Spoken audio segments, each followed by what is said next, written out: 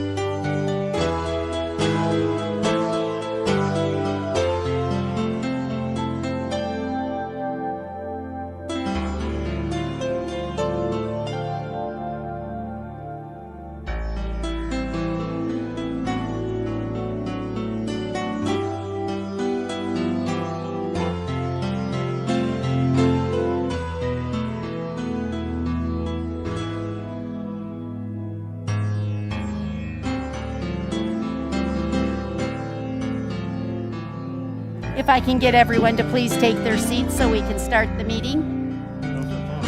222. 22. No, I don't know if this. I don't know if this was on. The green light's on. Green light's not working. Hello? Oh, Okay. Hello? so they can hear us remotely. What's going on, Kevin? I got you. Hello? I don't have sound. Okay, we're going to start on time.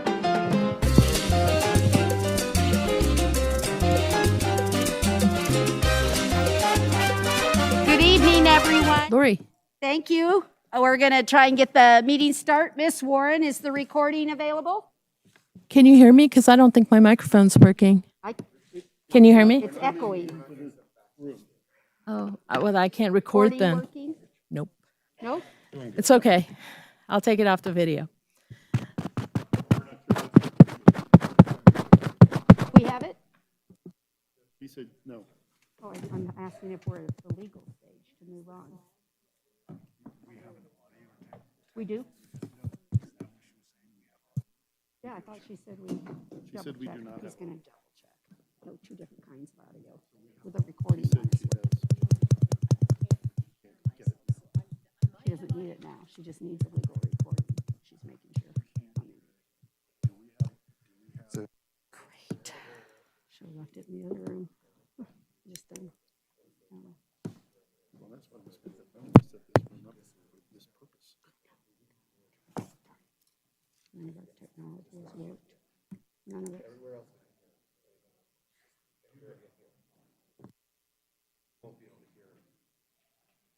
We won't be able to hear people talking. Oh, that's okay. Sorry. Yeah, it was okay. You have to use your outside voice. You have a recording, a legal recording. Okay, that's all. I need to make sure. So we're good? Have a recording. Okay. Okay. Thank you so much, everyone. I'm going to call the meeting to order of the joint session with the Carson City School District and the Board of Trustees. They're working on getting the projection piece out, so it's just not quite there yet. So somebody's technically working on it. Does that microphone work? No. Okay. So we're going to use our outside voices, so please don't assume I'm yelling at you. Okay. Yeah, thank you. May I have a roll call, please? Supervisor Giomi. Here. Supervisor White. Here. Supervisor Jones. Present. Supervisor Schutte. Here. For the Board of Supervisors, Mayor Bagwell. Here. The Board of Supervisors, a quorum's present. School Board. President Cassiopo. Here. Vice President Varner. Here. Clerk Crossman. Here. Member Ramirez. Member Kareen. Here. Member McCullough.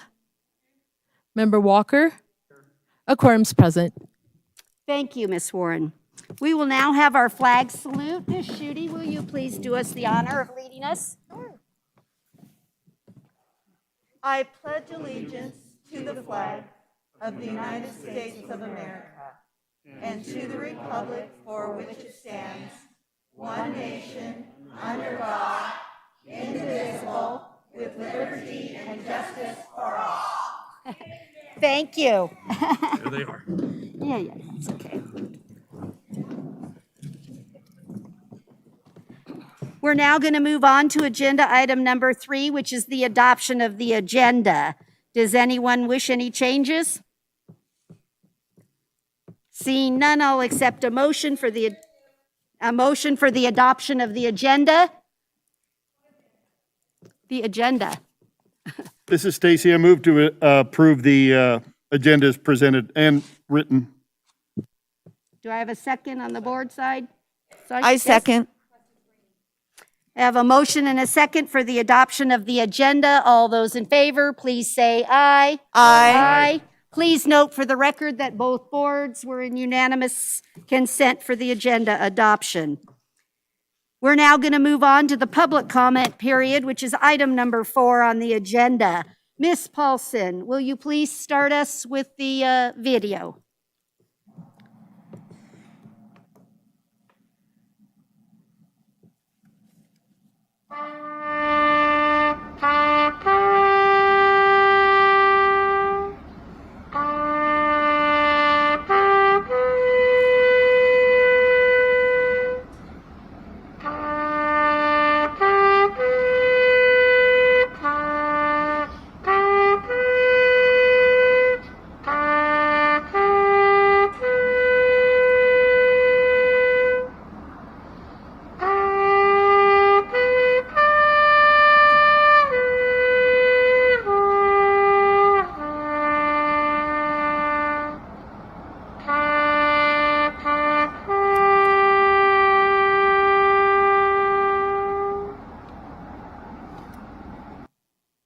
Thank you, Ms. Paulson. Mr. Cassiopo, will you please read the recognition? Yes. Carson City presents this certificate of recognition to Devin Linehan. Devin Linehan, 14 years of age, is a cadet senior airman with the Nevada Civil Air Patrol. He was born into a military family at Camp Pendleton and is a resident of Carson City, currently attending Carson High School as a freshman. Even at his young age, Devin has felt, like many of us recently have, the heavy weight of tragedy from the events at the Kabul airport in Afghanistan, which resulted in the loss of both civilian and American military lives. To honor the ultimate sacrifices made by the brave men and women of the United States military, Devin decided to play taps, a bugle call played by the United States Armed Forces during flag ceremonies and at military funerals, in front of his home with the American flag at half-mast and then again at his school. The sincere conviction with which Devin has mourned the lives of our brave servicemen and women, which were given to protect American ideals of democracy, freedom, and courage in the face of tyranny, deserves recognition and commendation. Today, we honor Devin for his act of heartfelt patriotism and how he chose to pay tribute to those who have fallen. We are proud of Devin. His actions exemplify those values we should all aspire to uphold: empathy for the sacrifice of others, love for our country, and a willingness to act from personal conviction and not for fame or recognition. Devin, you are a credit to your family, your school, the Carson City community, and this great nation. Devin is on the WebEx. He was unable to come in person. Is there anything you'd like to say? Can you hear me? I very much appreciate this. He might be on mute. Wait a second. Can you hear me? Devin, you might be on mute. We can't hear you. He looks like he's looking on his computer for the unmute button. Well, if anyone can figure out how to be him over any of us. No, No? Oh, I don't know where it is. that's okay. On WebEx, I don't know where it is to tell him, but that's okay. It could be our end, too. Yeah. Do we know if it's our end? Do we know if that's our end that he's not coming through on, or? Oh, it's the Oh, theater end? problem? So, Devin, it's not you. Yes. Okay. So, can he call in? No, we can't even get him on the phone in, right? Okay. Well, We appreciate that's you. sorry, but I hope that you all enjoyed the presentation. And yeah, let's give him a round of applause, Devin. He can see that. Yeah, thank you. Thank you. Okay. Thank you all so very much. We thought it was important to honor such a fine student. So thank you for that. All right, we'll get that to Devin. I'll ask the school district to please do that, as he's a freshman at the high school, so thank you. Okay, we're gonna continue on with public comment. The first one that I have signed up, as a reminder, your public comment is limited to 3 minutes. I have Nan Perkins signed up.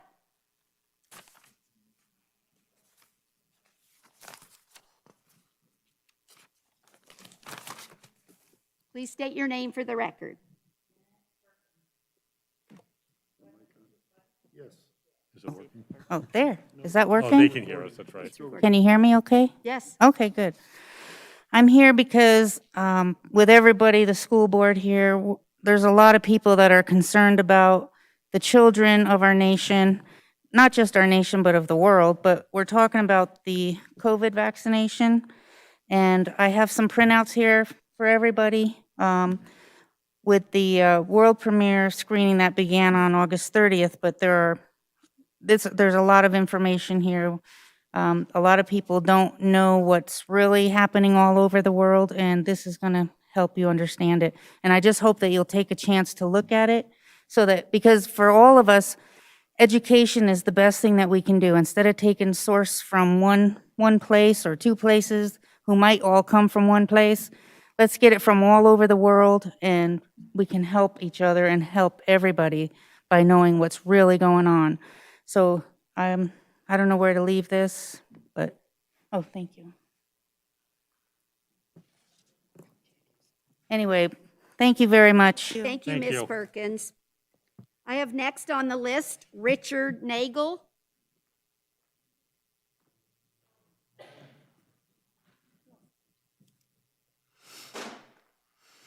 Oh, are we changing it to Betsy on behalf? Okay, she's on the other list. I'll cross her off. Thank you.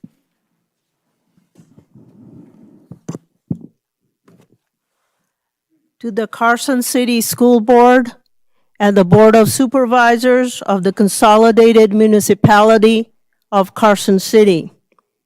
My name is Betsy Strasberg, and I'm a resident of Carson City. Vaccine mandates are unconstitutional, so it's left to the CDC and other organizations to push vaccination. The sole purpose of the grant that you approved this morning is to increase vaccination. CDC's sole purpose is to push the experimental drug. They did not produce any unbiased objective information. The HHS is using that information, and you know that they're going to recommend vaccinations. They will do so without consultation with the recipient's doctors. Giving a recipient an opportunity to sign a document does not construe consent. Will HHS accept liability for the long-term impact or the adverse effects of the drug before asking anyone to give consent? Some of the targeted population, mentally ill, youth at risk, etc., are under duress due to their personal circumstances. So can they really give you informed consent? Informed consent is needed under the Nuremberg Code after the Second World War. The schools will be exposed to the same level of vaccine propaganda. Some parents do not have the time to do their own independent research. As Director Akers said, that she is a trusted resource to this community, so it will be easy for the educators to sway the audience towards taking the vaccination. Carson City is 70% vaccinated without advertisements or outreach. Does sugary drinks, ads influence consumption? You bet. Newsom is betting millions of dollars on ads to fight the recall. Ads and incentives do produce the same end result. No, the jab is not equivalent to a car seat or a car seat belt or a child seat, which has no known long-term effects. It is not the same as the vaccines for malaria and measles, which has been with us for years. The mRNA genetic modification in the vaccine has not been around for 10 years, as it was reported this morning. Your vote this morning was consequential. The vote that you did will stay with you as the long-term impact of this mRNA drugs becomes evident over the next few years. Thank you for your time. Thank you, Ms. Strasburg. Excuse me. I want to keep the meeting orderly and give everyone their opportunities for public comment, so please help me accomplish that goal. Maxine Bradshaw.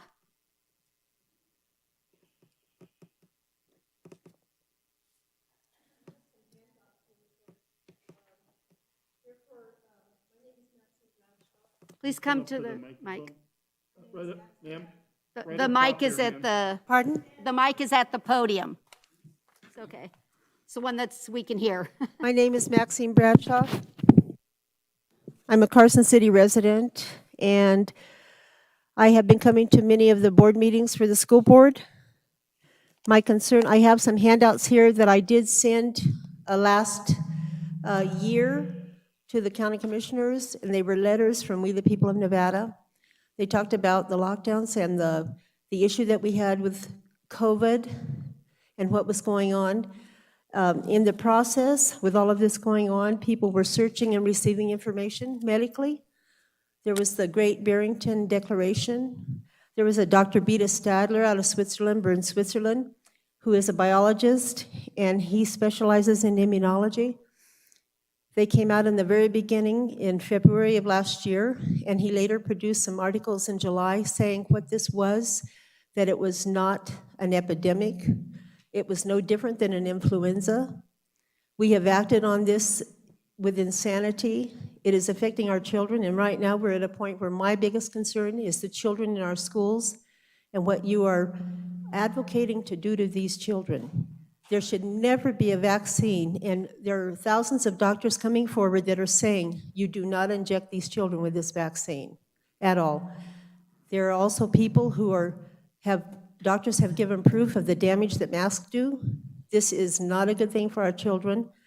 And what I want to do is, I'm speaking, I know, to the Consolidated Municipality of the Board of Supervisors. I know that that's your title. That's the title of the community. I do have handouts here. I have one for Lori Bagwell, Mayor, Stacy Giomi, Ward 1, Maurice Mo White, Ward 2, Stan Jones, Ward 3, and Lisa Shute, Ward 4. This is the medical documentation that supports the letters we wrote last year in September 2nd, and the second one dated December 22nd to accommodate the new officers that were sworn in. But we explained that how it was killing our state and this county with all of these shutdowns and people reacting the way we were, when we have had a constant cure for this that eliminates it in a matter of days. Hydroxychloroquine was banned by our governor. Things that actually worked, there were therapeutics that actually worked that were banned. So you have to question what everyone's motive is in positions of authority. I appreciate your time, and I don't know how to get these to you, but they're here. Thank you. Please leave the handouts with staff. Thank you, Ms. Bradshaw. Next on the list, I'm just going to let you know we'll be unable to continue if we have disruptions. Please be courteous for the next speaker to be called. Ms. Songer, Deborah Songer? If I've got it wrong, I apologize. Okay. I can't read my own handwriting either, so. There I'm ending up teaching. Okay. I was hoping you'd call me later after everybody, because I'm not going to call you about evidence. I'm not going to tell you what's what, which is amazing because we do for equity. We have a problem. Where's the different colors? We are chauvinistic pigs, all of us. We're all white. We're above that level. We know it all. And you know what I'm talking about. Anyways, I'm sorry, but that's the way I feel. You're teaching our children stuff that we don't want them taught, but yet you don't teach them cursive writing, which I just found out by their great grandson. So that's inadequate. Commission. Thank you for the board members. It is nice to have all of you here for once, because we don't get to see all of you together. Even though none of you, the equity thing, I'm sorry. I am not here to list facts. I have questions before you think of anything about putting any shot in a child's arm, because you will have blood on your arms if they die. And I don't care if it's a year, 2 years from now. They die from a heart, that's you. That's like our president having blood on his, even the Americans, where they are right now, stranded. And I don't think you'd want it, because I don't really think we have very many people here in Carson City that's a communist, like Sisolak. And I can prove that for you guys if you want. I am not, anyways. My first question is, I want to know the facts. There is no studies about the mask wearing. The only reason why I'm not wearing one is because I will pass out in front of you. But there is no studies. Where are the studies that masks work? I was called by my best friend, who I think is like a mother to me. Her husband called me a killer. And that's not right. You guys are pulling us here and there. We all should want our freedoms. There aren't any math studies. And if they are, they're really deep in, and it shows it doesn't work. Okay, I also would like to know, why do you call this shot a vaccine? Look it up.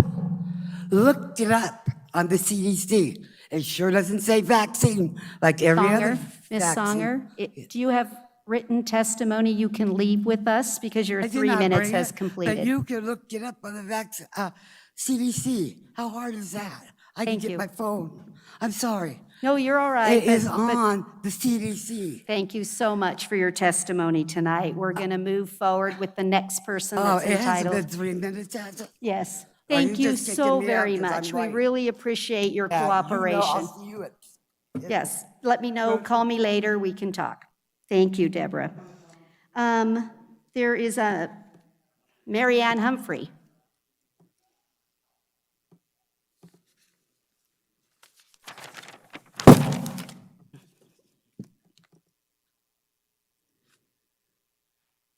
My name is Mary Ann Humphrey. I live in Carson City. I love living here.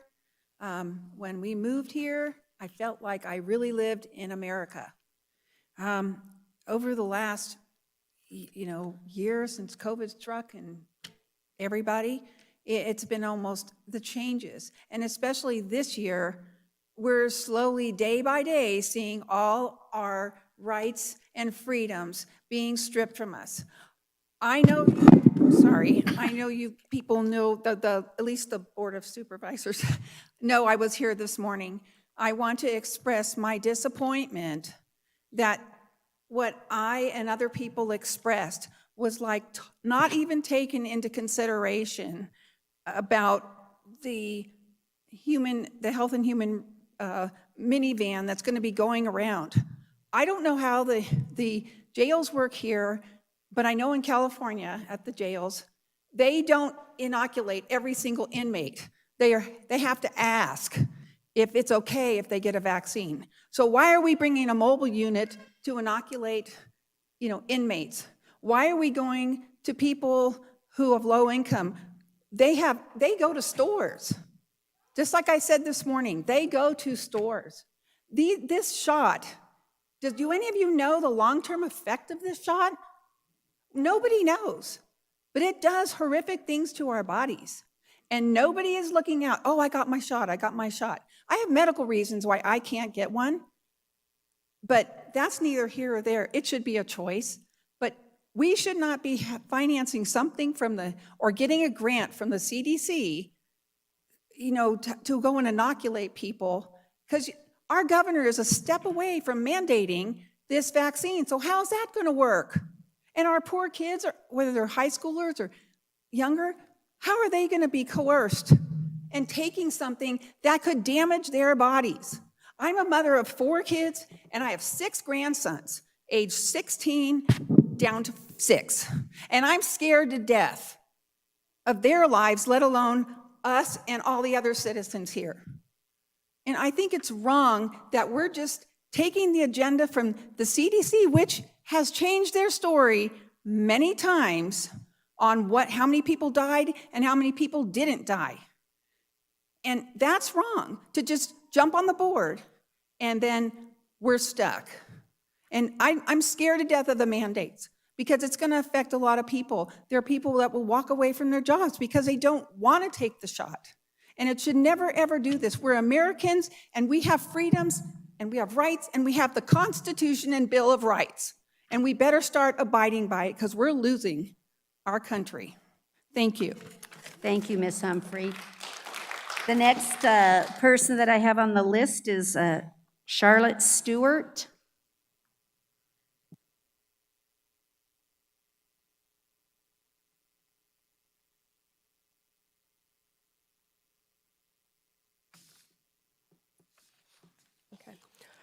My name is Charlotte Stewart.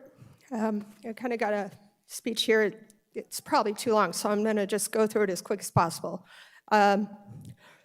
Last week, there was a comment that some people here don't even have kids in the district. My daughter would still be in the district had this nonsense not happen.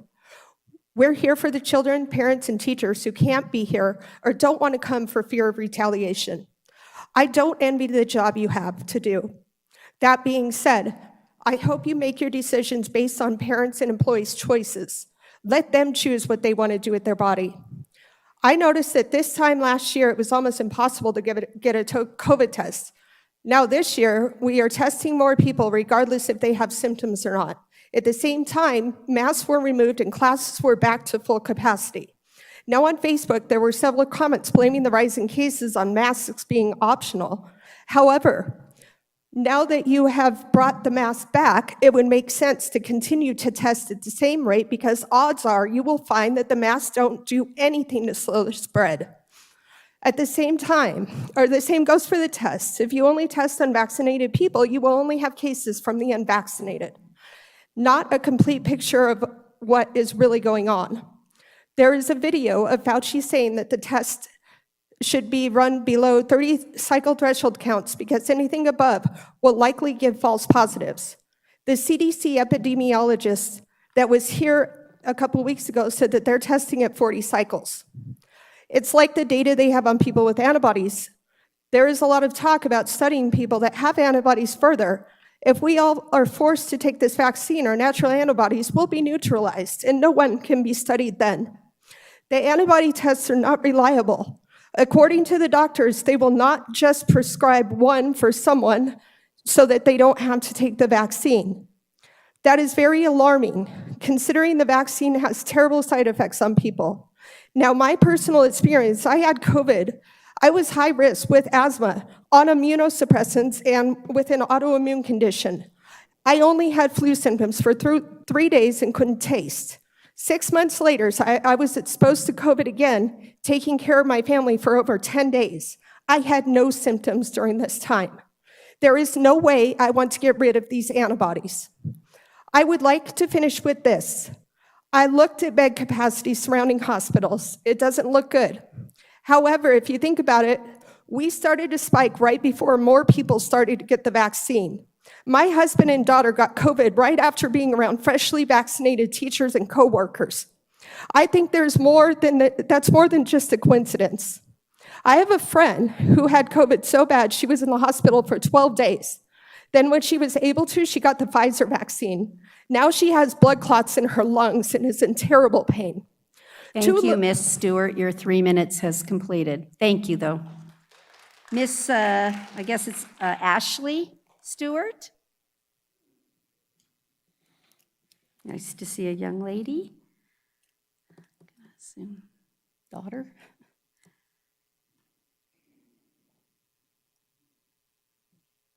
Hello.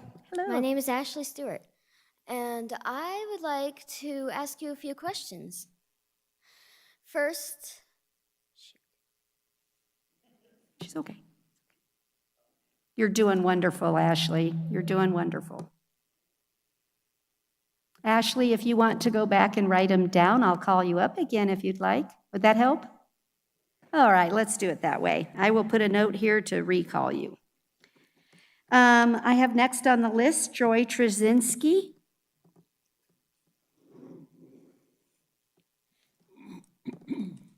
Good evening, Ms. Trzynski. Good evening, it's Joy Trushensky. Good evening, Carson City School Board, Supervisors for Consolidated Municipality of Carson City, Nevada. Again, I am saying it again, there is no scientific basis to continue to demand children in grade schools, high schools, or college students to wear masks and be vaccinated with the COVID-19 vaccines. On September 20th, 2020, the CDC reported the survival rates for COVID-19. These are as follows. Ages 0 to 19, the survival rate is 99.997%. Ages 20 to 49 is 99.98%. Ages 50 to 69, the survival rate is 99.5%. And ages 70 plus is 94.6%. These survival rates have not changed. For a virus that is supposed to be so deadly, these survival rates sure are high. We have cures for this virus like hydroxychloroquine with zinc, if not banned by Democrat governors, and ivermectin, and more cures daily are coming to the forefront. Governor Sisolak banned hydroxychloroquine for the public, but authorized its use for Nevada prison population in 3/2020. Because this happened, many people died in the citizenry. The CDC is now talking about COVID-19 variants, but variants are almost always less lethal as the virus seeks to survive. This according to the Americans' frontline doctors. COVID-19 vaccines being pushed by our government are untested, experimental, and do not work. Also, the pharmaceutical companies are not liable for any harmful side effects. The truth is, people are dying after getting the vaccines or have experienced heart damage, blood clots, and neurological damage. The long-term effects of these vaccines are unknown. And parents, I say to you, you should know that giving the vaccines to your children who are basically immune is dangerous. As to wearing masks, the CDC in 2009, with the outbreak of the swine flu from China, came out with the harmful effects of wearing masks. They did 7 testing on masks at different times, and wearing masks, they stated, reduces your immune system, can cause serious respiratory infection and death. The Ms. CDC Trzynski, stated thank you that so much masks for your usually public worn comment. are not Thank you. helpful. Thank Thank you you. very much for your time. Thank you. Next on the list is Ms. Williford. Linda?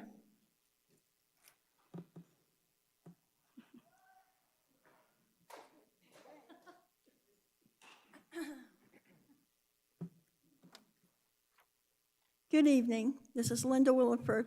I'm a state worker. Okay. Last year, I got COVID-19 twice by the swab. Okay. I was sick for 2.5 months, almost died. Okay. Now we are testing every week as a state worker. And I keep telling them if I get COVID-19, I will sue completely because there's no reason for people to be tested at all, okay? And the children should not wear masks. Children should not get vaccination, and I'm not going to. I will not, because I do not trust it at all.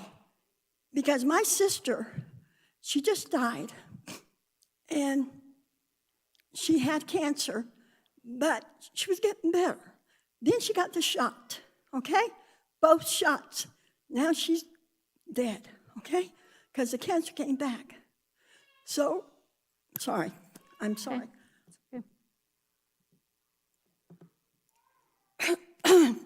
Anyway, the point is, no one should take the vaccine, and no one should be wearing masks or shields. This is America, and we have constitutional rights. And the governor, Sisiglack, he should know better. He should know better that he shouldn't do this to us. We're Americans. Thank you, Ms. Williford. Sorry for your loss. The next on the list that I have is Amber Premo, sorry.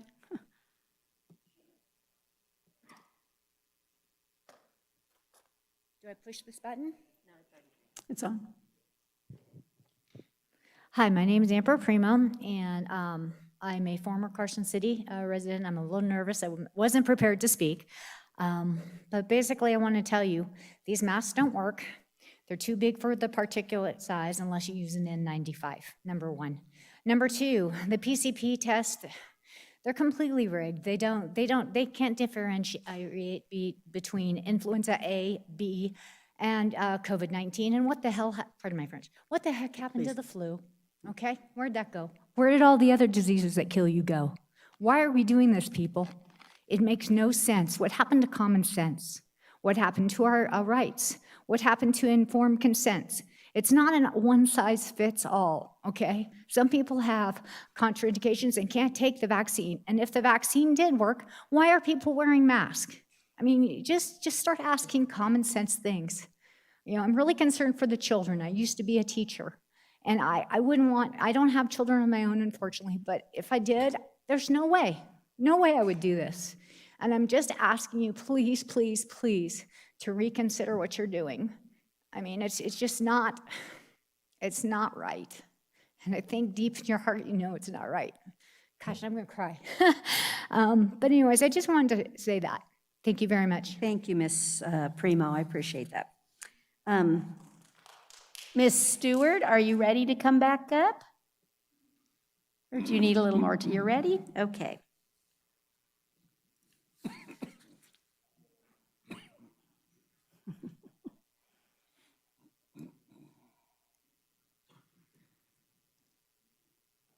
Okay, so as I left off, I wanted to ask some questions. The first question is, are you keeping the masks? What was your question? Are you keeping the masks? Who's we? It's not the decision here. Keep going. She's doing good. Are you testing as much as well?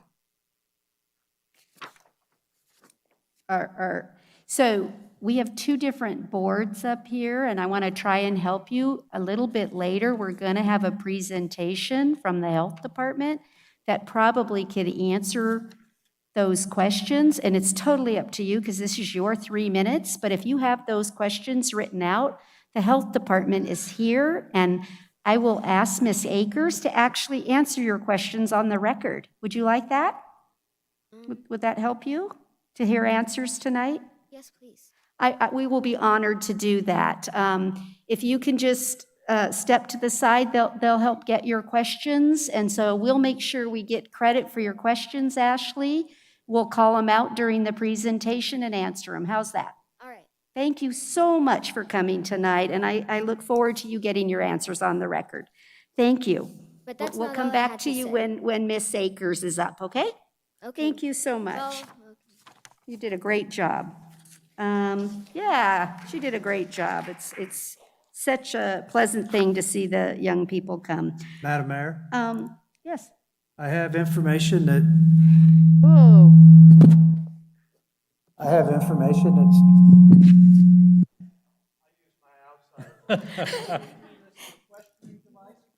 No, we'll record, hold on.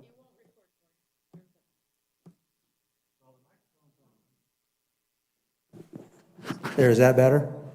Okay. I have information, or somebody on the phone would like to make public comment. Are we able to do that tonight? I called for that in the beginning. I'll call for it in the end of this again. Oh, wait, you're saying someone has, do I have a caller on the line? We do have one caller on the line. We just have one caller? Thank you, Mr. White. If the caller would like to proceed with their public comment, please state your name for the record. Caller, when you hear the two beeps, it'll be your turn for public comment. Please state your name for the record. Thank you, Madam Mayor. This is Sean Meehan, founder of Guard the Constitution, and I teach legislatures across the country the Constitution. And I'm also the chairman of the Nevada Republican Party Resolutions Committee, while I am not commenting on their behalf tonight. I just want to say that we're 18 months into an alleged pandemic emergency. We're back in masks, and hospitalization numbers prove to us it's not working. Legislative bodies like you, ladies and gentlemen, are our representatives, and you are the guardians of our constitutionally protected God-given rights by standing up for us and refusing to comply with unconstitutional restrictions. When you swore your oath of office under Article 6, Clause 3 of the Constitution, you swore under oath or affirmation to support the Constitution. And the Ninth Amendment clearly articulates that not all rights are specifically spelled out. It's important in Douglas County, where I live, and experience visiting your lovely county of Carson. I've had some unfortunate experiences with Governor Sisolak's Directive 047 that I wanted to call to your attention. I have a rated sinus disability from the VA that there's an exemption in that directive. Almost every store I go into, especially gaming institutions, are incredibly hostile, and they are not trained, and they say they don't care, and they will not let me enter without a mask. That's not appropriate. I even show them a written copy. And I would just like to say that we have an opportunity as ladies and gentlemen Americans to forward what our founders would have wanted. Is information, right or wrong, is important, but if we cancel the minority. We destroy the reason that we are a republic instead of a democracy. Sometimes the people with less volume of information or less people have the right information and they're not being heard. So I respect that you, ladies and gentlemen, have the job of deciding for us what the right information is. I hope we take another look, we stand up, and that you interpose between the people and the governor and nullify this NRS 414 18-month emergency that I would argue is no longer an emergency. Thank you, Madam Mayor, for your time and attention and the right to speak. Thank you, Mr. Meehan. Next on the list is Marie Foster.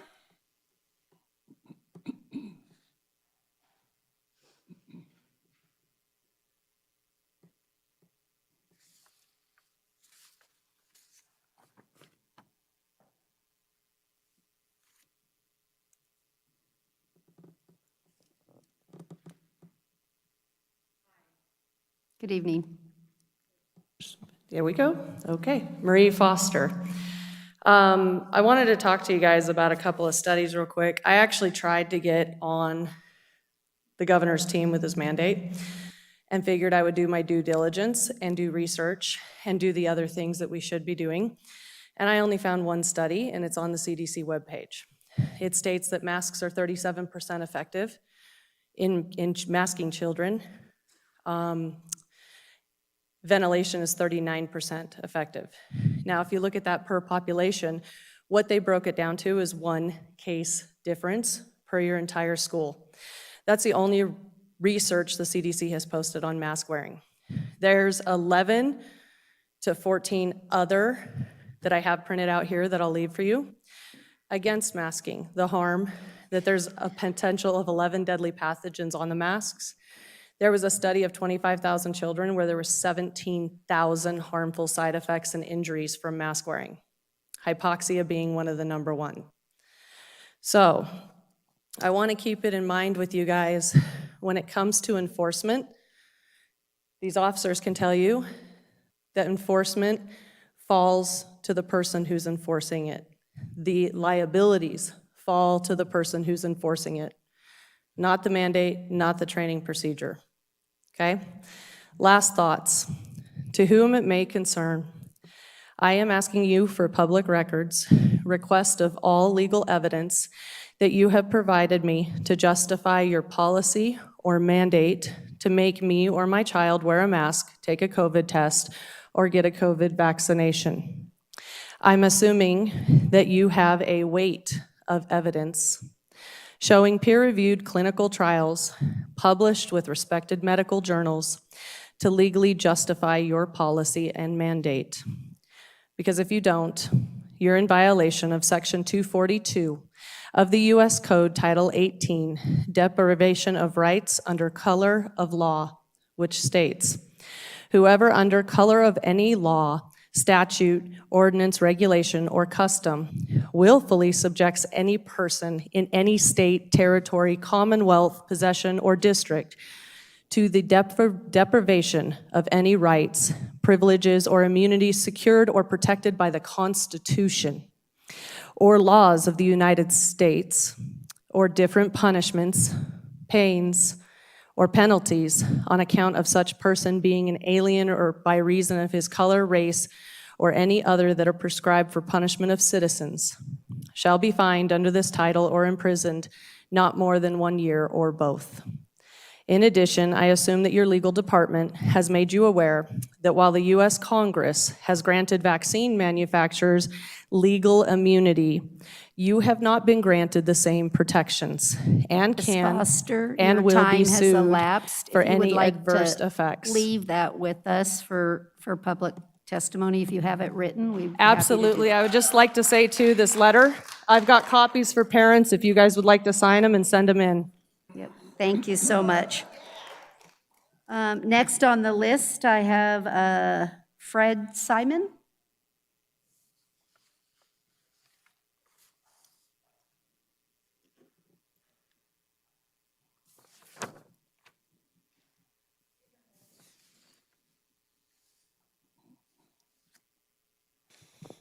Good evening. Good evening. It's interesting to go to these board meetings and see all the citizens who have been elected to the board and the intellectual elite of our communities. No time in history have we dealt with an infectious disease that we didn't do herd immunity. If somebody tests positive for anything, doesn't mean they're infected, they're colonized. And this is how herd immunity occurs. The CDC and the NIH doesn't want this to happen. In 2000, Dr. Fauci and Dr. Barrett changed the genetic sequence of the SARS virus and made it a pathogen. They made it sensitive to the endothelial tissue of the lung. It's all documented. It's all in the patents, US patent, 4,000 patents on coronavirus. April 25th, 2003, patent 7220852. CDC patented the virus, the disease, the detectability. They owned all the economics. 3 days later, there was the patent for the vaccine, 2003. You all have an obligation to know the information. You were elected by the people. There's one of two things going on here. You either are going to be intellectually ignorant and not look at the data that's out there and only believe part of it, or you're going to go along with a tyrant who has extorted power and has ruined democracy and has intimidated you people to the point it's all about money. You're not going to get funded by the state. So you either have the conviction and character to do the right thing based upon information, or you don't. Thank you.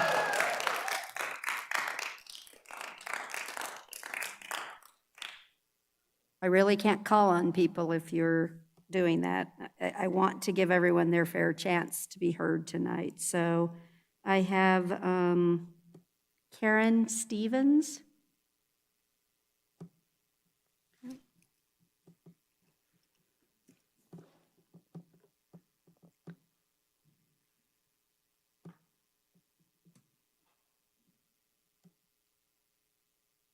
Good evening, Ms. Stevens. Good evening. Margaret King is also giving me her 3 minutes, so I don't have to be interrupted. There's only 3 minutes per speaker. There's no cumulative speaking, so please go. Since when? It's 3 minutes. Okay, well, good afternoon, Board of Supervisors of the Consolidated Municipality of Carson City and Carson City School Board members. By some of your actions today, started the wrong place. I adamantly object to the city's acceptance of the CDC's grant money to finance the inoculation mobile. People think grants are free money. They are not. They always come with strings and conditions attached. So what are those conditions? This is our tax money. It's not free money. And I oppose it. It's used to maim and kill our children and citizens. Have you ever wondered or heard of the valiant doctors like Judy Mikovits, Joseph Mercola, Dr. Robert Kennedy Jr., Simone Gold, frontline doctors, or the Children's Defense Funds? Why are they being harassed and threatened, stalked, targeted, silenced, and canceled, put on no-fly lists? It's because they speak out about the health risks of masks and COVID vaccines. Have you ever wondered why the CEO of Pfizer hasn't taken the COVID vaccine? If it's so safe, why wouldn't he take his own vaccine? And why is the insert to the vaccine left intentionally blank? Shouldn't we be able to know what's in it? I think that's because we are the guinea pigs. We're not allowed to know what's in the vaccine. So how can there be informed consent?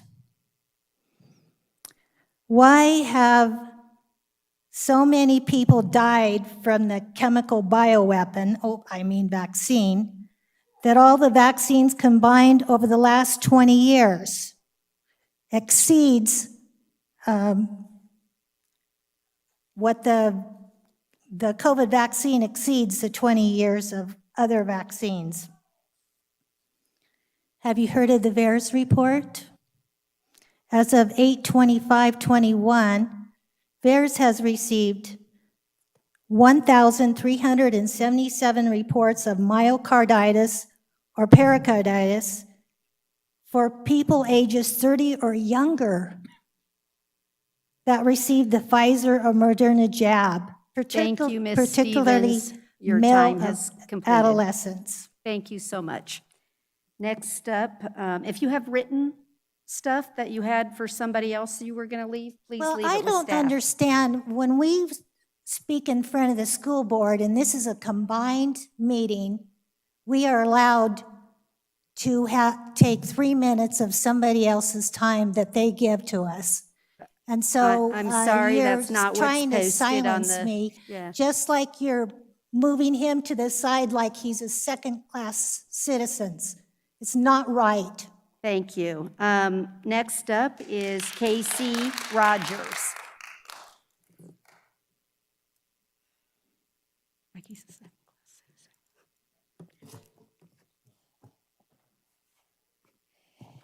Good evening.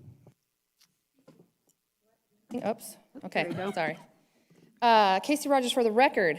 I'm reading off this paper that I found from American Frontline Doctors, but here we go. It's a myth that masks prevent viruses from spreading.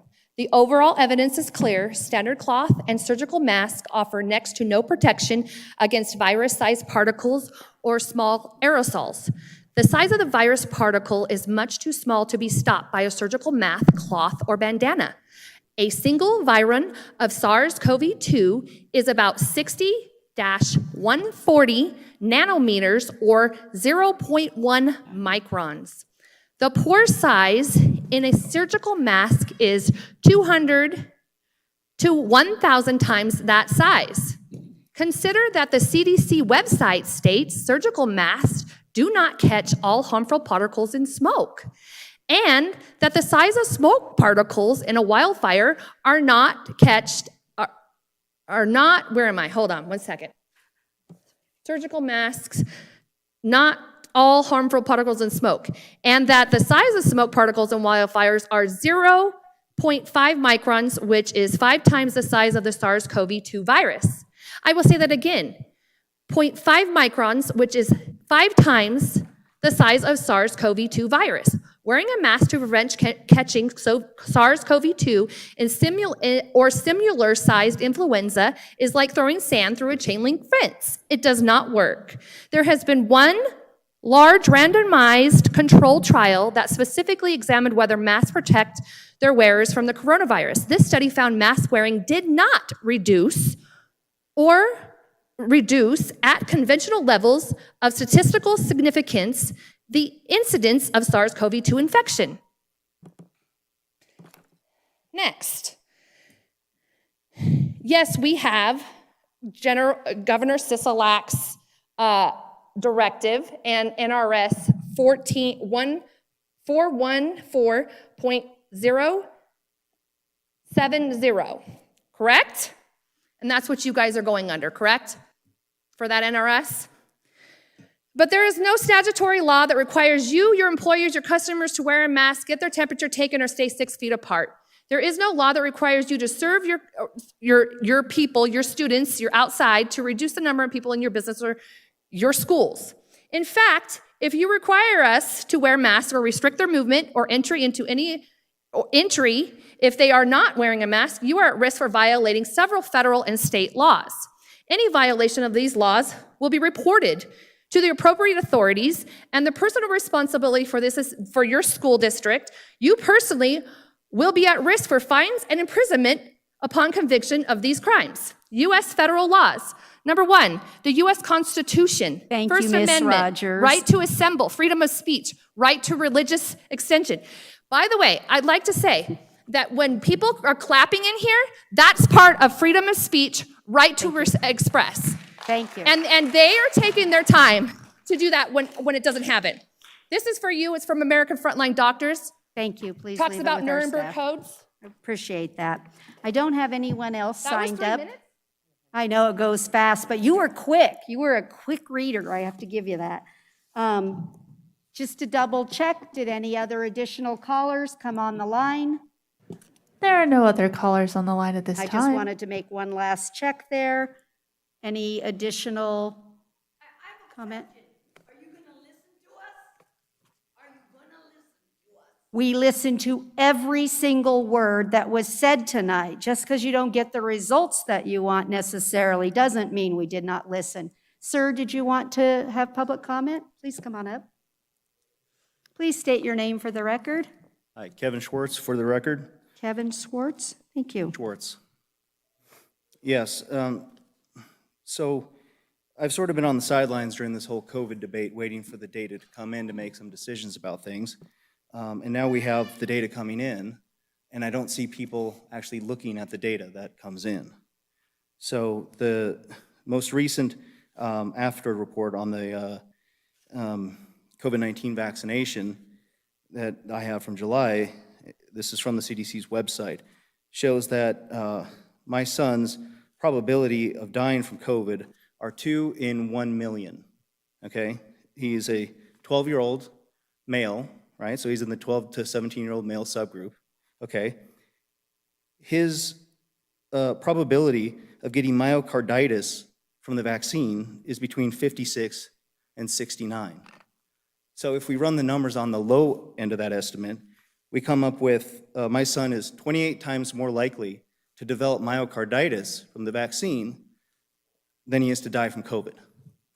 And yet, because of the rules that the governor has mandated, he is supposed to be tested every week or he can't compete in sports, right? Which to me seems like a coercive method to make him take a vaccine that seems unsafe to me, okay? And so my ask of the both boards here would be to go on record and let us know if you support the governor's mandates or if you oppose them. Because I think that would go a long way, to the public to let us know where you stand on this issue. Do you support what the governor is doing, what he's mandating on these kids, or do you oppose it? Thank you. Thank you. I appreciate your comments. Is there any other public comment? One more? Okay, come on up.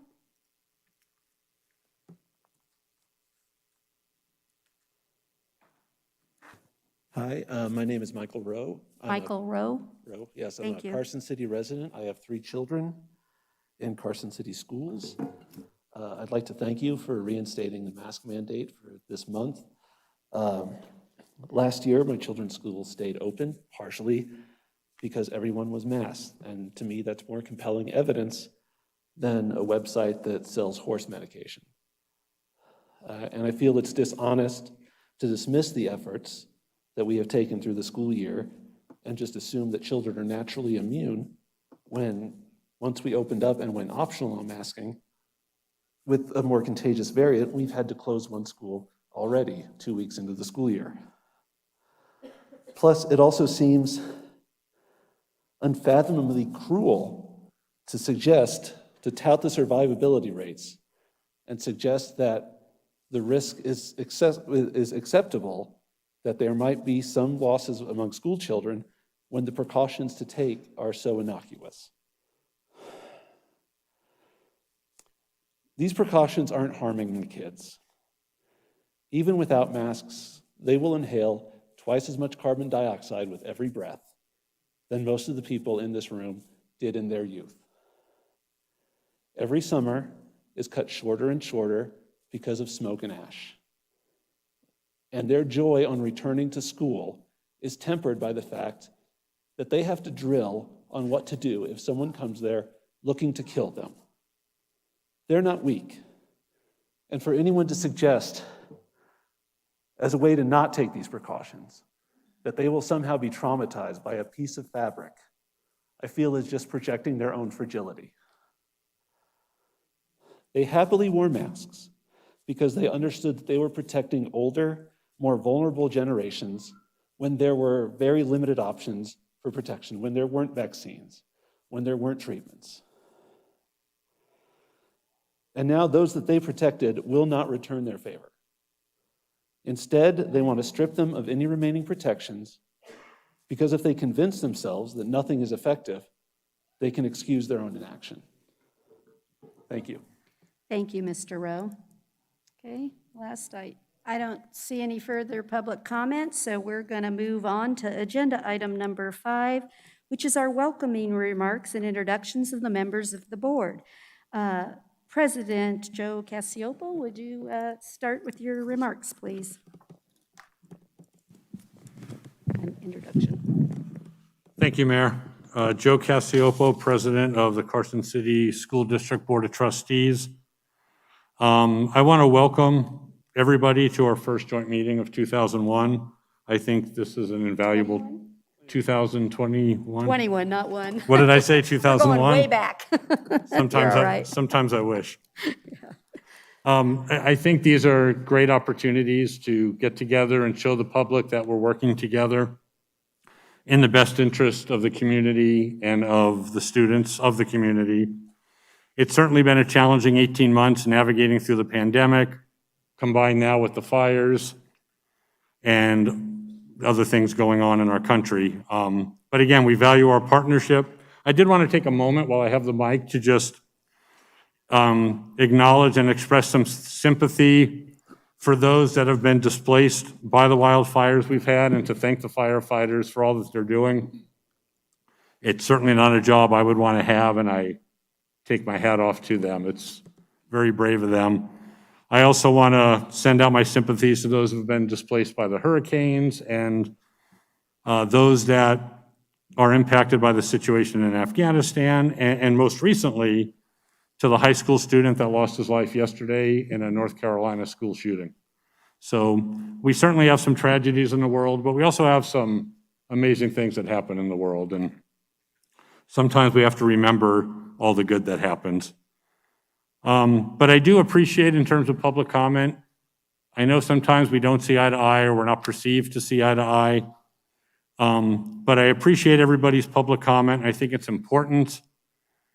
And I just hope that eventually we can come together and sometimes, if we have to, agree to disagree, or maybe agree, but agree in a different way. And again, just come together. We're so divided right now that it's unfortunate.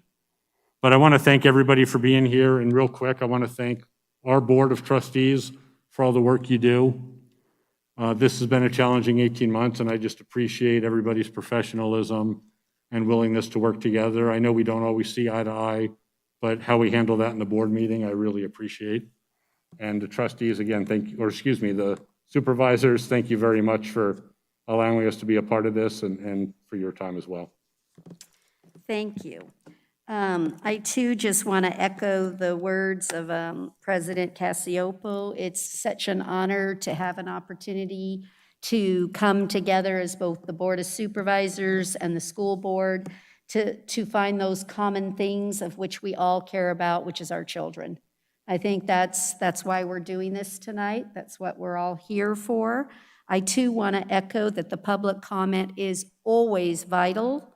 I wish that sometimes what you were commenting on were things within the purview of our board, and unfortunately, it is not. So it is not that we're not listening or hearing. We're not always going to agree. I think that's a valid issue. But the things that you want changed are not within the scope of this particular board. And I also recognize at the state level, it's very difficult for you to have an opportunity to comment where the change can be made because there isn't any public comment opportunities. And for that, I'm sorry. I'm sorry there is nowhere, no public meetings, and no access for you to ask for redress. It is not within the purview of us. We don't issue the directives. And so I just think it's important that you know it's not that we don't have empathy or thoughts towards what you're saying. It's simply not something within our purview to do. It's not our mandate. But I think that we are all doing just absolutely what we can to the best of our ability. Your kids matter to us, to all of us, and I think it's important that you know that. And I want to thank, we have Supervisor Giomi, Supervisor Jones, Supervisor Schutte, and Supervisor White. He's not being ostracized. I think I heard that earlier. Mr. White is exercising his right to say he does not want to wear a mask. However, the right is a different one. He can do the items around him to remain in compliance with the rules. So that was his choice, and I don't have a problem with the choice that he decided to make. So just to let you know that. This is not my choice. Not wearing a mask? Never mind. Sitting Okay. in this bubble. Okay, well, that's the way it goes. We're going to move on to agenda item 6A, which is a discussion and presentation on the School Resource Officers joint program between Carson City Sheriff's Office and the Carson City School District. I know we all are, I think all of us are familiar with the program, but Sheriff Furlong, would you like to present on this item, please? Good morning. Good evening. Yeah, good morning. It's been a long day. Yeah. Thank you all. Let me begin just by, for one moment, because I probably won't get this audience again and have the opportunity. I want to thank Superintendent Richard Stokes for the years and years of dedicated service that he has guided with us through the Sheriff's Office, the School Resource Officer Program, our governing bodies, to make sure that our children's safety in our schools is as high as we can possibly achieve. We're not always successful, and Joe made that point. Across the country, we see tragedies, but we see, because of Mr. Stokes and because of that relationship he has with the Carson Sheriff's Office, we've had the tools and the means and the policies and the practices and the enthusiasm of the schools to be able to put our best foot forward and keep the children safe. I would like to just kind of do a brief overview of where we've gone, because the 2020 sent out some challenges. We originally started our school grant program several years ago. I applied for the grant and it was awarded. That provided for 3 officers that the school district and the city of Carson shared that financial responsibility. In years past, we had Miss Lisa Davis, who has been the Pied Piper of our children here in Carson City and been very engaged and welcomed into our classroom. During the 2020 COVID response, Miss Lisa retired.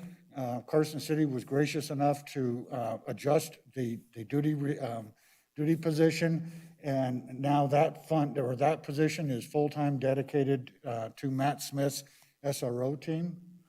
Along that path, the school district, this past, Richard, a couple of years now, the school district applied for grant funding to achieve a supervisor and an additional SRO officer into the schools.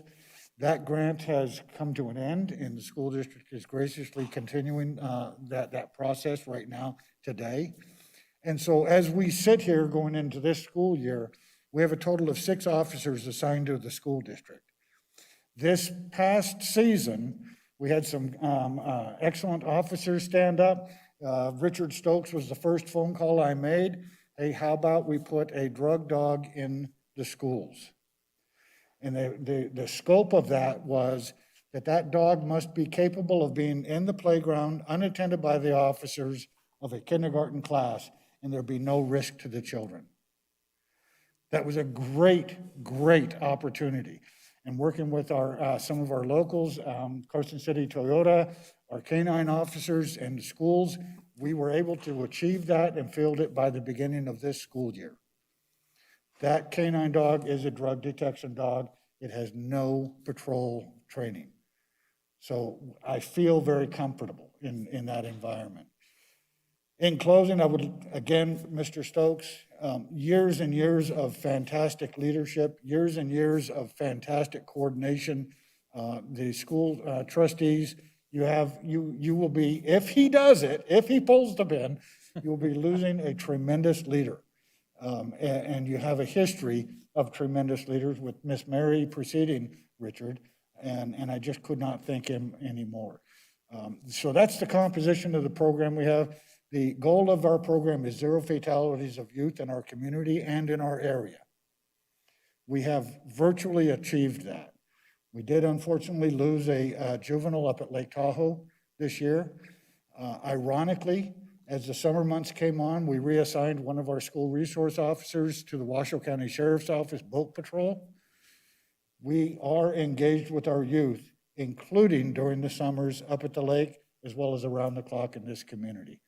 That youth ended up being a California juvenile, but it does signify that need and that urgency to be able to deploy our officers everywhere where our children are at. With that, I would like to introduce Sergeant Matt Smith. He runs our school resource officer program and just does a fantastic job. Matt? First, I want to say thank you to both boards for taking this evening to listen to me tonight, talk about some of our accomplishments, some of the things we've done well, and the things we're striving for in the future. SROs within a school are much more than a law enforcement entity within a school. We are educators, we are coaches, we're mentors. We're somebody in the halls they can give a high five to, or somebody we're willing to lend an ear to. We want all of our children in the schools and in the community to know we're there for them. One of the bigger accomplishments, one of our prouder moments, came during the COVID pandemic. I'll share with you a little bit of a story that makes me proud and still brings a smile to my face. Part of our program is designed to be there when a child needs us. During our time in the schools, we build relationships with these children. And one specific incident happened during this time of crisis, when COVID was at its worst and our schools were shut down. One of the kids that we have built a tremendous relationship with reached out to us in a time of crisis. He called to dispatch having suicidal ideations. He was depressed. But through our constant interaction with this young child, he specifically asked for 2 of us by name. I want these 2 because I know them. We dropped everything on a dime. We ran to his house. He is alive today. And even in the halls, he sees us. And to this day, he still rings out in the hallway, "Yo, Sarge." That's me. That's just one of our success stories we've had. There are many more that we've had. Success stories really don't make the paper, so you won't hear about it. But to us, in the schools, it makes a big difference. We want to be there for our children in their time of crisis, in and or outside of school. So far, I think within the past couple of years I've been with the program, I think we've done a fantastic job of building a great relationship with our administrators, the district, teachers, and our children. We function, and our job has really evolved. We've evolved into all of these different requirements to meet those needs of our community. Being up on the boats, being up there at the beaches to help those kids, being down here in the schools, promoting positive relationships with our kids, in the community, hosting events to be a part with our kids. We're on first name basis with the kids and students within our school. We want it that way. I want them to call me anytime they have a need. So we've also been in constant communication, and this spring, actually, I thought of a new and innovative way along with another deputy. I want to work with our kids a little bit deeper. I want to promote some of the educational stuff that they've been lacking. How is that? Well, in collaboration with our Carson City School District. I'm just going to briefly touch on this because it is a topic that we are going to be presenting a little bit further at the next school board meeting. Idea was, I want to tailor an educational program along with collaboration with our school district to educate and provide the tools that our kids need now so they can make better choices tomorrow. We came up with a program through many months of hard work, along with the school district, who provided tremendous help in design of this program. It's called the Sworn Educational Program, Educational Curriculum. It is designed to educate our kids about the dangers of marijuana, vaping, alcohol, prescription pills, and the things that we see in the community that we want to address. Bullying, cyberbullying. We've designed it in a way where any kid can have access to it, but we can also have a way to constantly stay in communication with these children. And now we can also provide them any service or tool they need.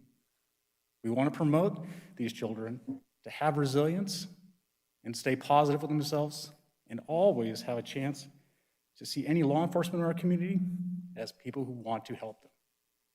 We want to build those bridges.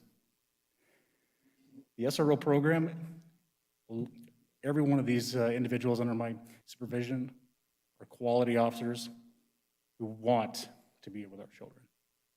So this is the educational stuff we provide, the things that we do, and constant interaction that we do for these kids. Thank you. Thank you so much. Does any member of other boards have a question? Supervisor Schutte?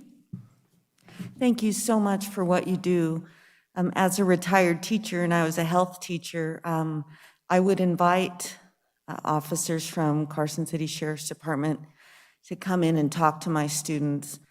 And, you know, it was wonderful in that students then had that opportunity to really get to know the deputies and sergeants and lieutenants and see them as fellow human beings that truly care about the students.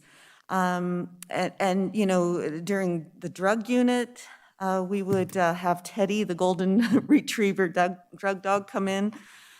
During my family life unit with the babies, we had, at the time, Sergeant Gonzalez come in and really talk about some of the child abuse and neglect. Detective Lowe also spoke, and it really gave these kids an opportunity to really see some real life impact of decisions and choices, and then to also see the Sheriff's Department as a resource. And when you were speaking, and I just love this, so SRO, your educators, coaches, mentors, protectors, what a beautiful gift to our community. So thank you so much.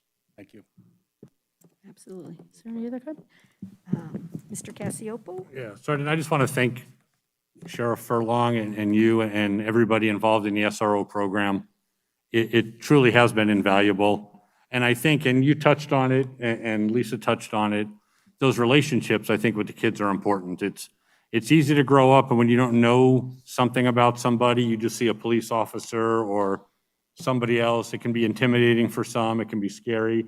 And you guys really, guys and girls, men and women, have done a great job of truly developing relationships. And some people may say, well, gee, I don't know if you should be on first name basis, but I think that's great because these kids can feel comfortable with all of you and still have respect for what you do and the role you play. So, you know, we have really benefited from the program. I think our students have, and over the years, I've spoken to a lot of students.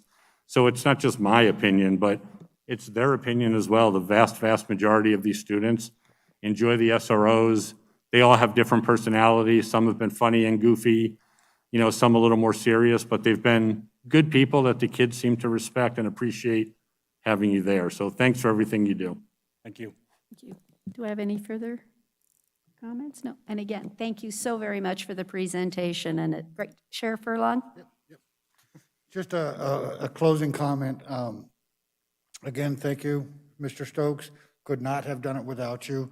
I appreciate it. And an acknowledgement that these two boards are also represented by what we consider to be a stakeholders group that consists of Partnership Carson City, the Juvenile Services, Miss Allie Bannister's group, the Ron Wood Family Resource Center. All of our stakeholders come together to make sure that we stay on track with what we intended to do and that we continue to do that. They act as a voice of yours. They act as that, and they do a tremendous job for us. So thank you all very, very much. No, thank you. Thank you. Please thank all of your team. Yeah, all right. We're going to move on to agenda item 6B. This is for discussion and presentation regarding the collaborative efforts between the Carson City School District and the Carson City Health and Human Services Department. Ms. Akers, are you ready? And if you would please do us the honor of the questions from the young lady. We promised that we would have you do those, so would you please do that for the record? Absolutely. So good evening, Nikki Aker, Director of Carson City Health and Human Services, for the record. And we're going to be discussing our collaborative efforts between the schools and Carson City Health and Human Services involving COVID-19. Our goal is to have a safe environment for those students to keep them in schools. And I'm going to let our school liaison, our biostatistician, give you a brief presentation of what she does. She'll address the first two questions, and I'll address the third one. Thank you.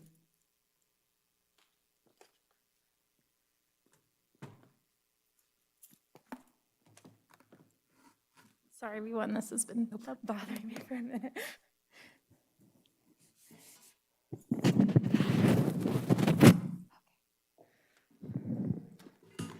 Thank you all for the opportunity to speak to you today. So, as Nikki mentioned, my name is Tara Barnett. I think I met quite a few of you last year.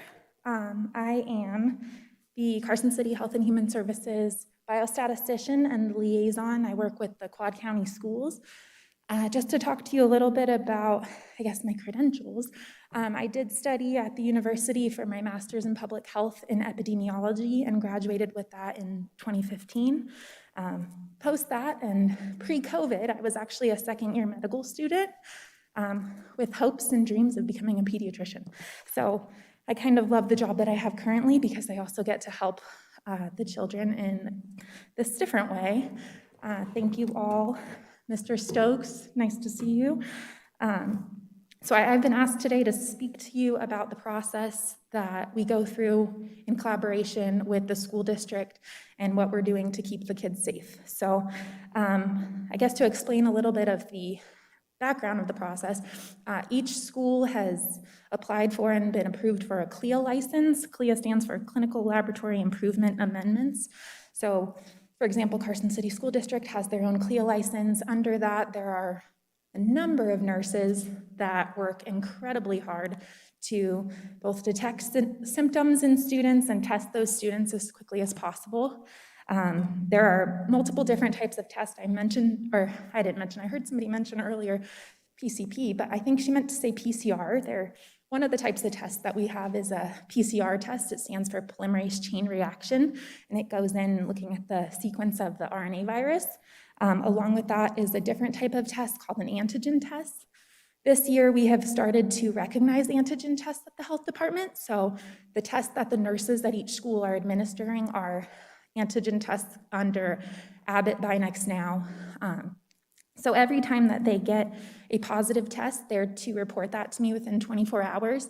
At the end of the week, they also report all negatives, but just to expedite this process, they report those individually. Those cases or labs are then transferred to our investigations department, where we prioritize all of our student investigations above everyone else. Along with that, the school districts also report to me faculty members so that we can identify those cases and prioritize their investigations as well. So for each student, the number one thing that we want to determine is if they attended infectiously or not. You might have heard that spoken about before. That goes hand in hand with the contact tracing process. So if a student attends infectiously, we obviously want to do our best to contact trace on that student. I think that has a lot to do with why things have changed to be the way that they are currently, because with our contact tracing process, a lot of times, especially without masks, we're excluding a large number of students from the classroom. As you may have heard, Carson City School District so far has excluded over 500 students, obviously with the goal of keeping them safe, but along with that has come the goal of keeping students in the classroom so that they can learn. So each... Excuse me, Tara, would you just run back 1 second there? Did you say that 500? 500 students? close contacts. So part of the decision that was made recently to implement the masks is in order to mitigate the number of close contacts that are required to be excluded.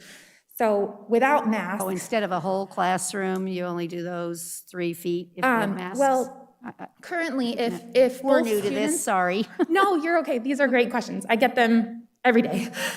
So if a student is between 3 to 6 feet from another student, but both students are wearing masks, based on our definition, neither student needs to, or the close contact student doesn't need to be excluded.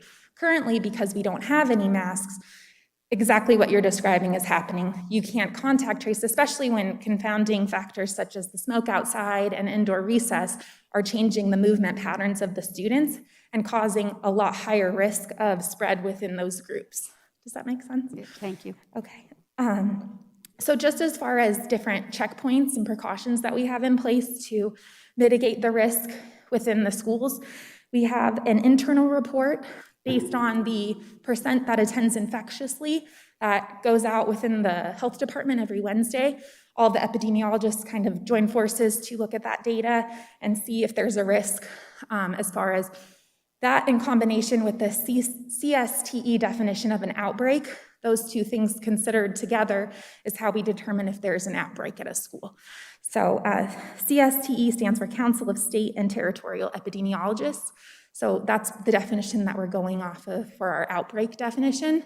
But we also are looking at those other risk factors, such as if there's a very high percentage of students attending infectiously, and obviously we don't have mitigation measures in place, such as masks, then we're going to be a lot more concerned. So along with that, last year, the PCR tests that I was describing, those were the only tests that were being recognized. So the state dashboard, in case anyone is interested in the website, it's nvhealthresponse.nv.gov. Those last year were only updated with those PCR tests, but because we are now recognizing those BinaxNOW antigen tests as well, every Thursday, the state dashboard is updated with the data, including both PCR and antigen tests. So as of last week, that is all cumulative. Now, I just wanted to talk about a couple other efforts that we have in place to keep everyone on the same page and keep as many kids in the classroom as possible.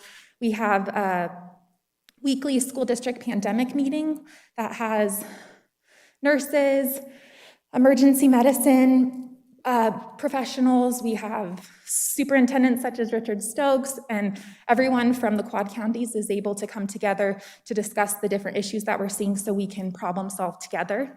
One thing that I personally do is meet with the school nurses. For example, right now with Carson City School District, I've had 2 meetings so far. We try to keep them pretty regular so that we can discuss all the different issues that we're seeing and make sure that we're on the same page as far as contact tracing and things such as that. So as I mentioned before, we expedite those investigations for children and faculty.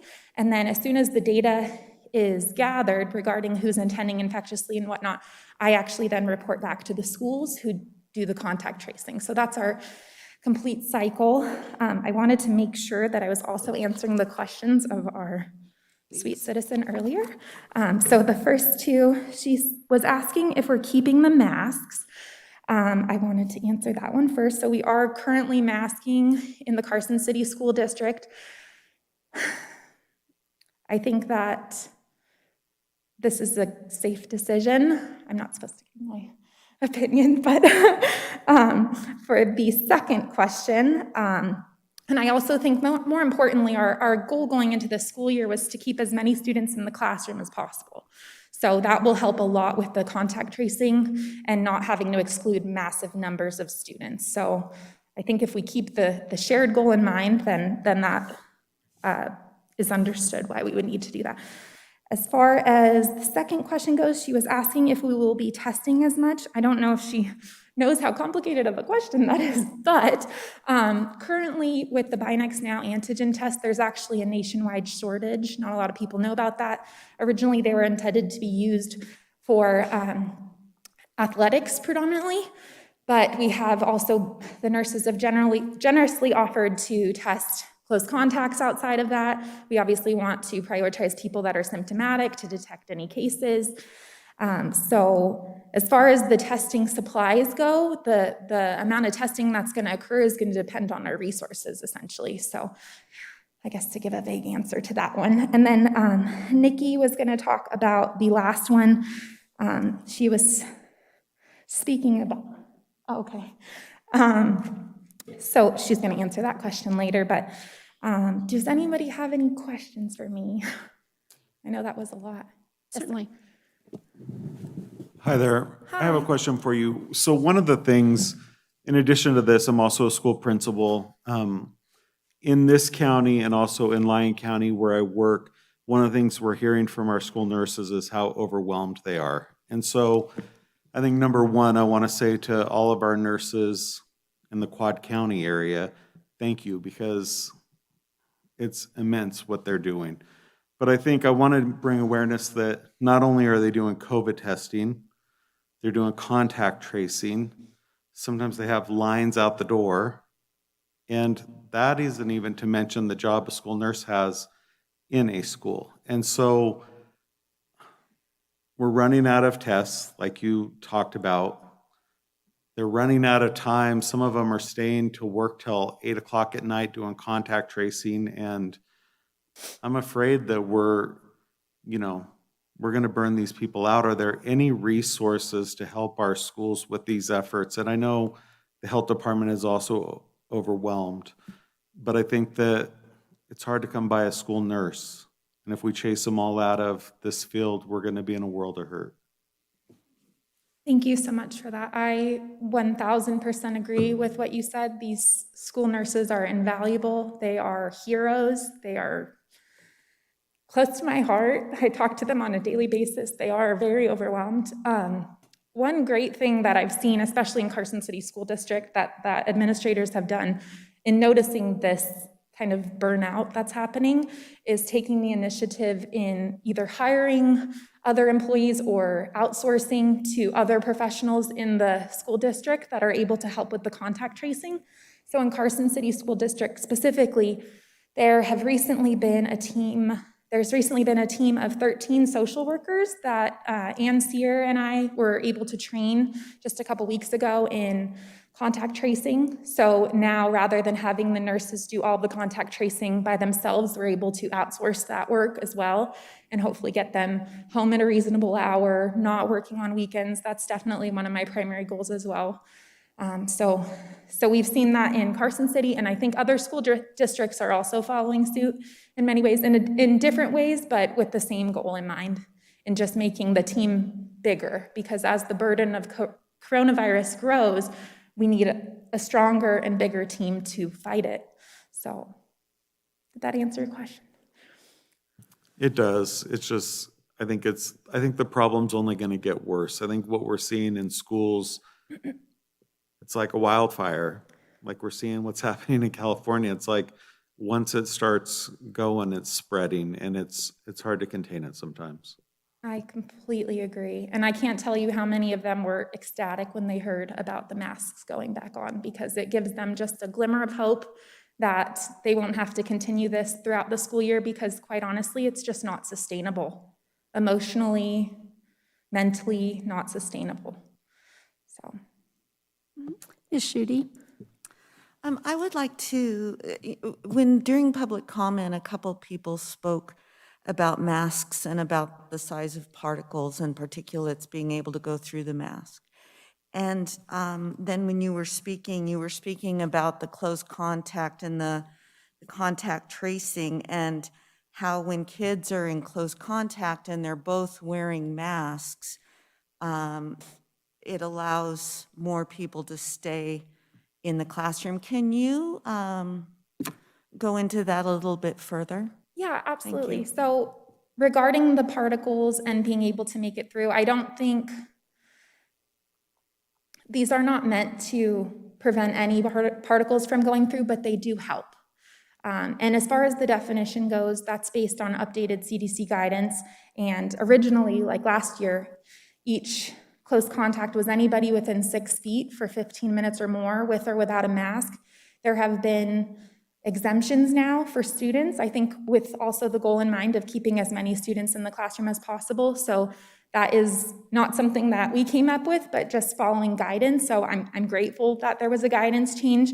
And in a lot of ways, it's made things a lot easier. On buses, for example, all the students are wearing masks. So rather than trying to chase down every student that was on a bus infectiously, we can have some reassurance that those students were safer than if they were not wearing their masks. So a reduction in particulate matter, so reducing the chance Yes, of ma'am. spread. Thank you. Of course.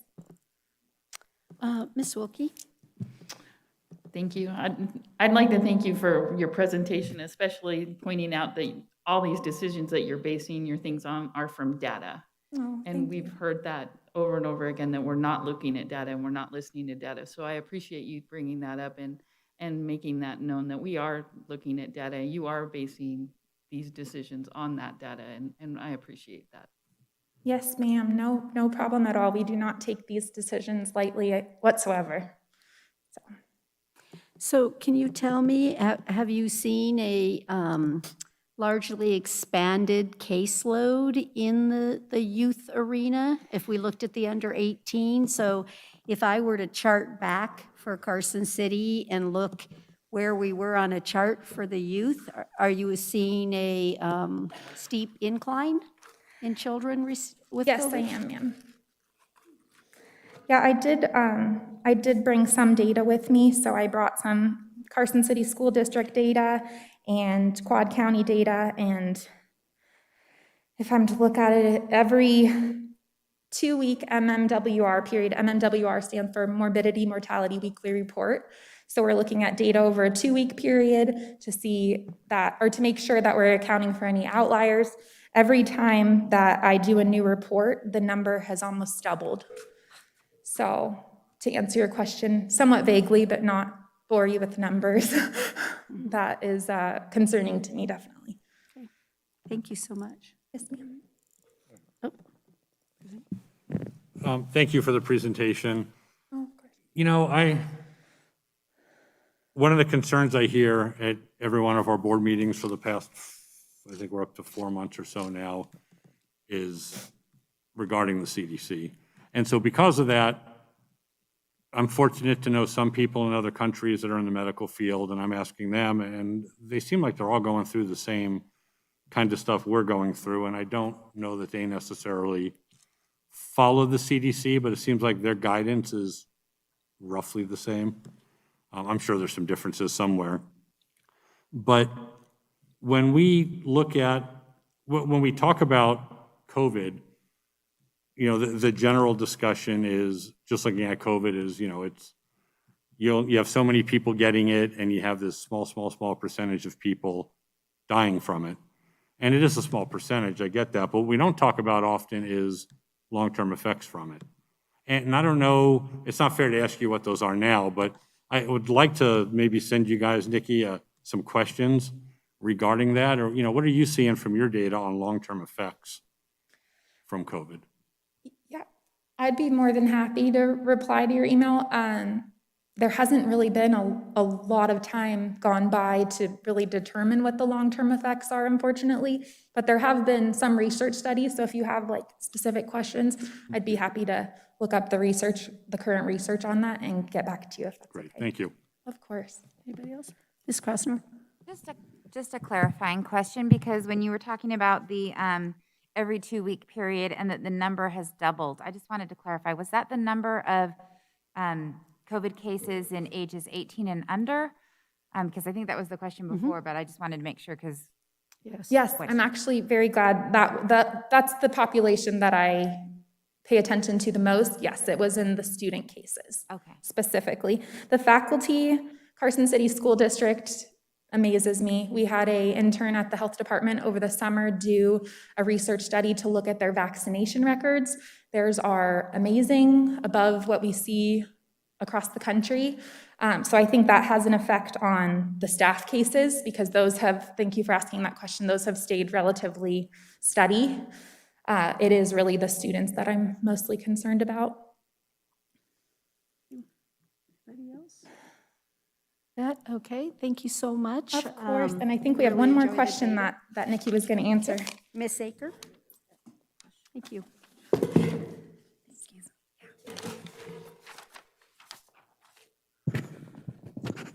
So you can imagine how busy Tara is with all of this. This is just one county, so I wish our young lady had stayed for the answers to these questions, but her last question was, are you aware that the swabs you testing with are dipped in ethylene oxide, a cancer-causing substance? And I can't catch what her last, and you are testing something. It didn't make sense. But so the answer to that is ethylene oxide sterilization. It's an important sterilization method that manufacturers use widely to keep medical devices safe. And it's for many medical devices, sterilization with ethylene oxide may be the only method that is effectively sterilizing and does not damage the device during sterilization process. Literature, and this is from the FDA, literature shows that about 50% of all sterile medical devices in the US are sterilized with ethylene oxide. For ethylene oxide sterilization, 2 consensus standards, and I won't bore you with reading these standards, but I can get that information to you if you're interested. They describe how to develop, validate, and control ethylene oxide sterilization processes for medical devices and the acceptable levels of residual ethylene oxide left on a device after it undergoes the process. These standards help ensure levels of ethylene oxide on medical devices are within safe limits, since long-term and occupational exposure to large amounts of ethylene oxide has been linked to cancer. May I ask, does it say how long has it been in use? Is this something new, or 20 years, or? It doesn't say here, but I know, my background is the operating room, and I've known about ethylene oxide sterilization throughout my career. Okay, she doesn't want to age herself to how long, but as long as you can remember. It's not something As long new. as I have been a registered nurse. Okay, thank you. Which has been many years. Does anyone have any questions for Ms. Akers? No? Oh, Mr. Jones, thank you. Pardon me. Nikki, I'm led to believe that there's a limited amount of the rapid test kits available for the schools. Is that true, and how do they get more? So, yeah, on one of the call last week, they do have tests right now, but it's going to be running out quickly as how they're using them at the moment. There is a shortage nationwide, but we're talking with the state and trying to get more in-house, and so it's something we're working on through the state processes, and possibly it could be through how we're doing some of the testing. Further questions? Seeing none, thank you so very much, and thank you for answering her questions. I thought she did a great job tonight. So we're going to move on to agenda item 6C, which is discussion and presentation on an overview of residential development activity in Carson City. Ms. Sullivan, I see you've already queued it up. Yes, Who's ready Mayor. to go. Thank you. Hope Sullivan, I'm the Community Development Director. It's nice to meet the school board. I've asked the school's business manager, AJ Fueling, to join me on this presentation. I did that for two reasons. One, I'd like both the Board of Supervisors and the school board to recognize how closely we work with the school district staff, particularly Mark Cornick, AJ Fueling, and Mark Johnson, but Mr. Stokes, it's under your leadership that I know we have that level of cooperation, and the city manager's leadership as well. But every project we look at that's residential, we're looking at it to see how is this impacting schools? What school is it going to? And we're in constant conversations. Staff from the school districts participates in applicant meetings with us when we're first looking at development projects. So they have the opportunity to ask questions, get input, and understand what's going on really early on.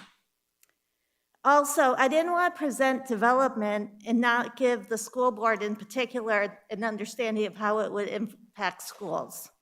So I'll review the development and then AJ will speak to how it will impact the schools. First, we're going to talk about the census data. The 2020 census data is relative, there's not a whole lot out there. Having said that, what I've put up, it shows that our population in Carson City has grown from 2000 to 2010 to 2020. But when we look at the under 18 cohort, it's decreased with each census data set. So both in whole numbers as well as in proportion of population. So we've gone from 23% in 2000 to 21% in 2010 to 19% in 2020.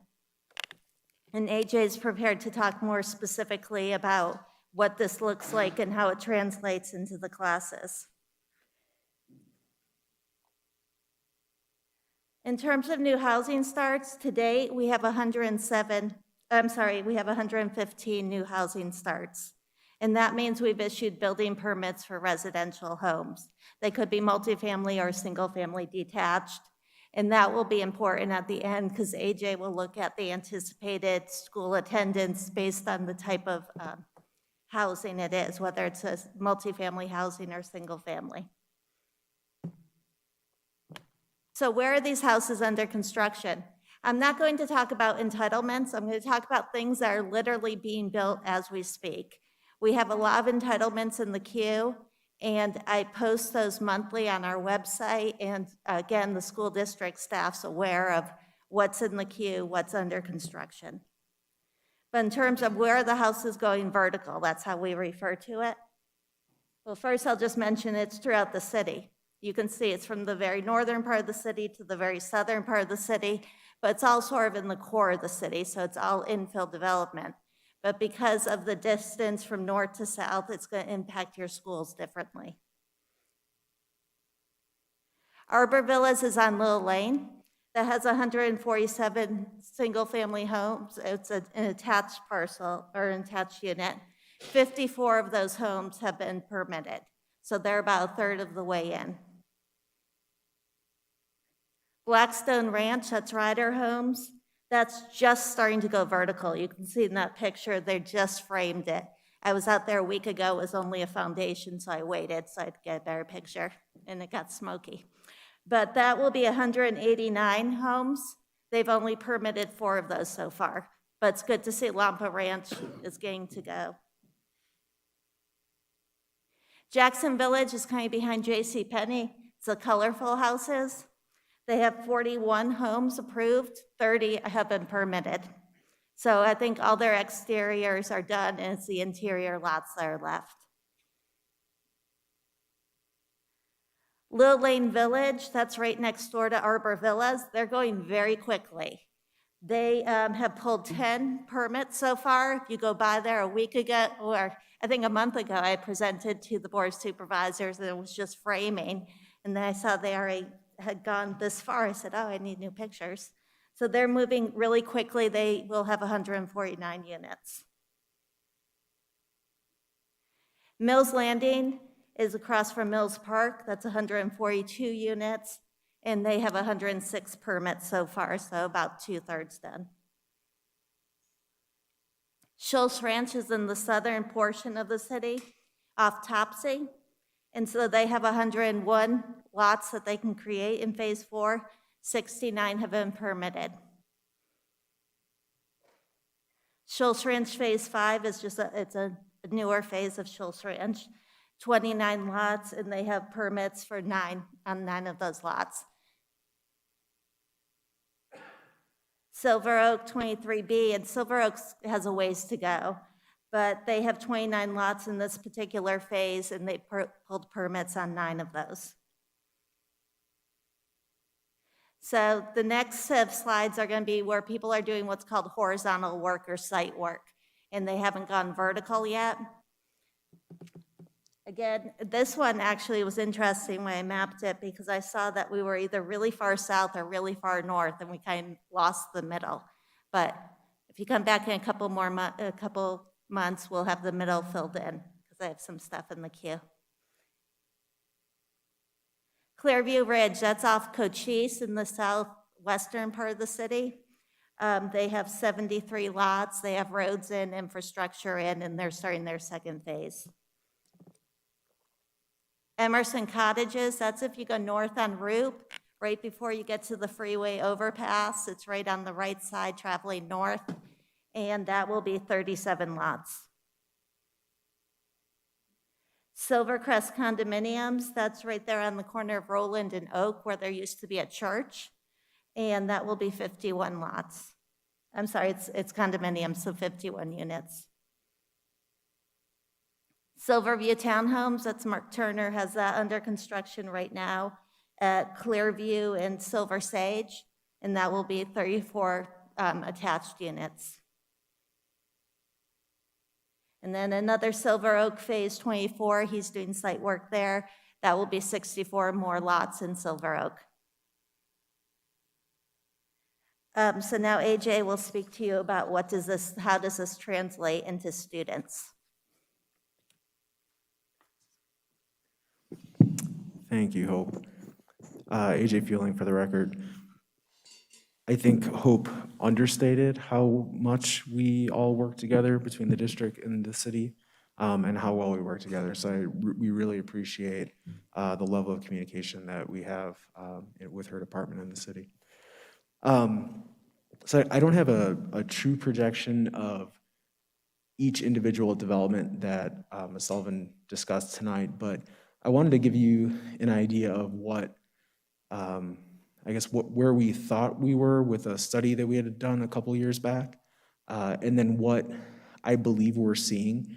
And by saying I believe is through kind of a brute force manual method, going through 8,000 students-ish in the district, looking at addresses and trying to figure out if they live in these places, which was fun.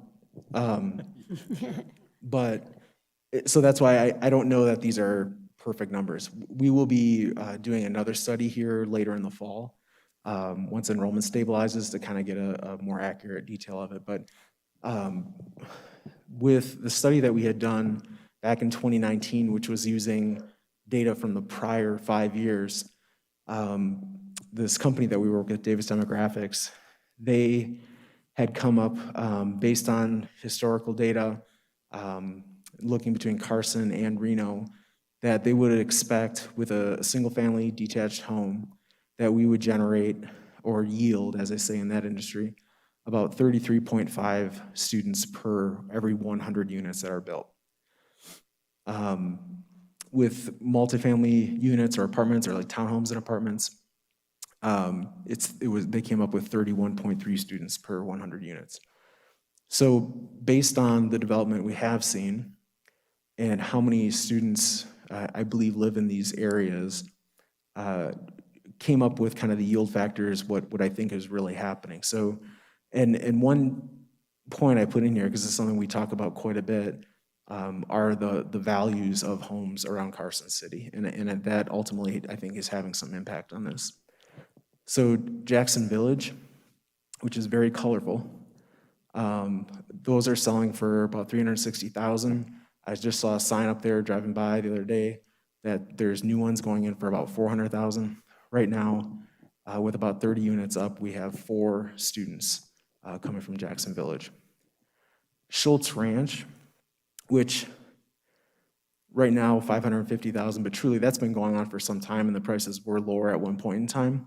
But with about 370 homes built, we have about 62 students coming from that area. Red Leaf, which is over in the Silver Oak area, those homes about 680,000, and we have 3 kids coming out of about 29 homes. And so you can see the ratios then at the end: 13.3, 16.8, 10.3, which is still generating kids. And I tried to sort out as well what I believe are new students to the area, not just families within Carson that moved, which is, I'll be able to get a better feel for that once I have this company redo the study for us. But there was about 20 kids across that I think were already Carson students. But again, well less than the 33.5. And altogether, in those single-family detached, we're getting about 69 students district-wide. In the multifamily, Arbor Villas, about $300,000, about 8 students out of 40 units. Mills Landing on the north side of town, or north of 50 at least. A little more expensive, we have 6 students out of about 100 units. And then Carson Hills, which is the apartment complex, and Hope didn't mention that one, but that was one that our principal at Borderwick Bray was really worried about, because that area was zoned for her school initially. But so those are the large apartment complex behind Fandango. Is 370 units. There's 18 students coming from there, and clearly they're apartments, but putting up the rent prices, which are close to mortgages for most people, generating about 4.9 kids per 100 units, about 32 altogether. So that's it. Are there any questions on that slide? So can I ask Mr. Fueling, oh, maybe you have it on another slide, since you just said slide, Oh, but. I'm sorry. Okay, I was gonna just ask for the overall enrollment, because while you're talking about new students coming in from a development, are we losing students? And therefore, the impact is truly actually Right. mitigated? No, that's a great question. And it's not as straightforward as an answer as I would like it to be. And one of the problems we have too is early in a school year, our enrollment tends to be pretty volatile. So that is starting to smooth out now. And so these are the best numbers I had as of, I think, 4 or 5 days ago when I sent this to Ms. Sullivan. But I also added in the 1920 school year. So one of the, I guess, given the presentations tonight and the topics tonight, just to look at kind of what the impact was to the school district as far as losing students last year and then how that has translated then into this year. And I wish I would have chosen different colors that stand out a little better, so I do apologize. But I guess just first, you have the 2019-2020 school year, 2021-22, and 21-22, which is the current school year. At the very top, you have pre-K numbers. We in no way project enrollment or have any expectation of enrollment based off pre-K, because those seats are limited. They are defined by the state. We get a certain amount of funding. We can only have so many seats.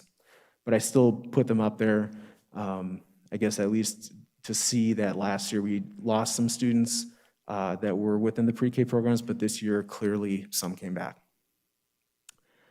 Within kindergarten, in the prior year, or two years prior, 537, and then now hovering under 5, or last year under 500, this year right around 500. Those are historically small kindergarten classes. And one of the things we have really noticed, I mean, especially in the last 3-4 years, is the kindergarten classes tend to be getting smaller district-wide. So when you're looking at then, say, kindergarten last year, it's not as important then when you're getting into projecting enrollment and kind of thinking of impact and maybe changes in families and changes in decisions, it's not as important to look at kindergarten one year to kindergarten the next year. It's more important to look at kindergarten one year to first grade the next year, because you have those same families following. And in this world, in my world, they call that survival, which isn't the best term, I think, but that's what it is. How do they survive from one year to the next? And so when you looking just from the 2020-21 school year to this year, kindergartners to first graders, we actually added about 45 students, and that's the column off to the far right. So while our kindergarten class last year was small, there's been a lot of kids that have added in. And as you may or may not know, families don't have to send their kids to kindergarten when they're 5 years old or 6 years old. That is not required in the state of Nevada. So when COVID hit and that 2021 school year started, families don't even have to notify us to let us know they're not going to send their kids to school. You just don't have to. So the first grade picture kind of tells us a little bit more maybe about how many families chose to stay out at that point for whatever reason. And then really just focusing on that right-hand column from there, that kind of survival method of looking at class sizes, you can see that year over year, especially grades K through 8, we've had increases. So kids have come back in each of those grade levels. When you get to the high school level, 9th grade is, I'd say, a little surprising historically. Usually there's some growth there. But otherwise, in 11th and 12th grade, usually we do see some reduction in the class sizes. Overall, under the totals, you can see the numbers of students. And then in that projection, we initially had done what the enrollment was expected to be. So 2 years ago, that projection came in at 7802, and we were at 7811, which is pretty close. The following years, and the study was fairly in-depth, and they worked with the city, got information on all the developments going up, using these yield factors that I talked about on the prior slide, and looking at historical birth rates. They take all these types of things in consideration. And really, they expected that growth to happen quickly. And so COVID clearly has put that on a detour. And how that will recover over time, I think is dependent on a lot of factors. But the last thing, so then when you look at that right-hand column overall, we've, between those classes represented, basically students who were with the district last year and this year, we're up about 63.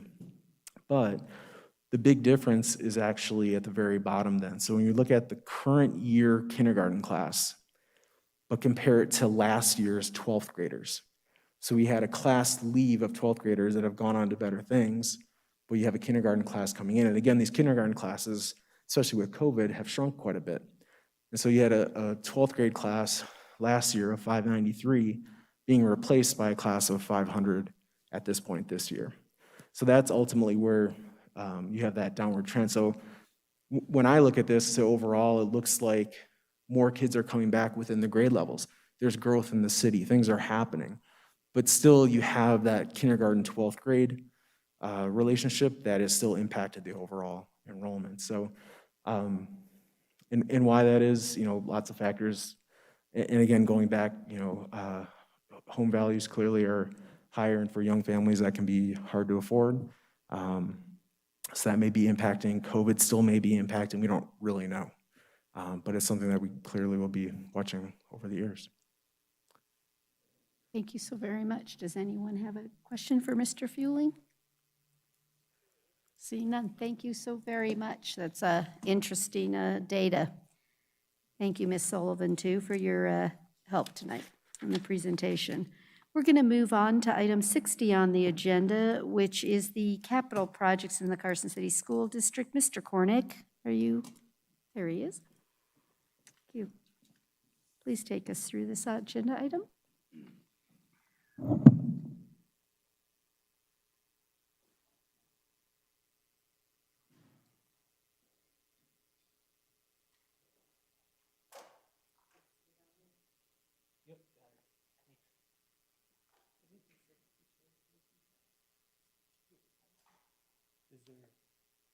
You want me to do it for you? Mark? Yeah, I just turned that side.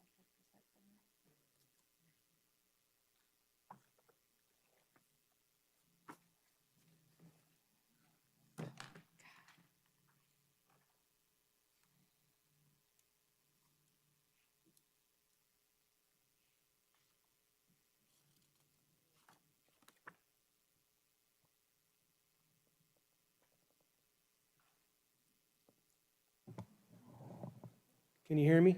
Yes. Okay, okay. I can And just we do stand- have the handout of your Okay, perfect. presentation if we have. down, Mark, sit down.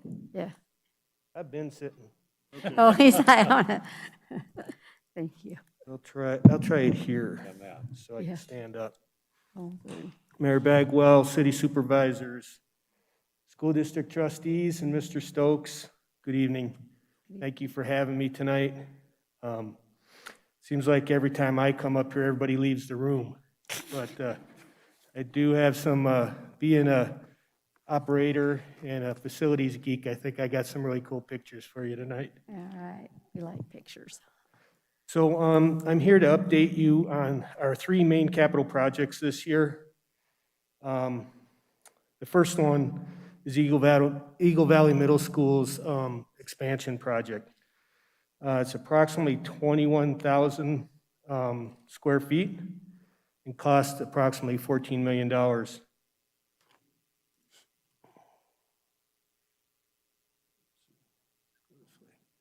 right. So Van Werper is the architect on this, and our CMAR construction manager at risk is Core Construction.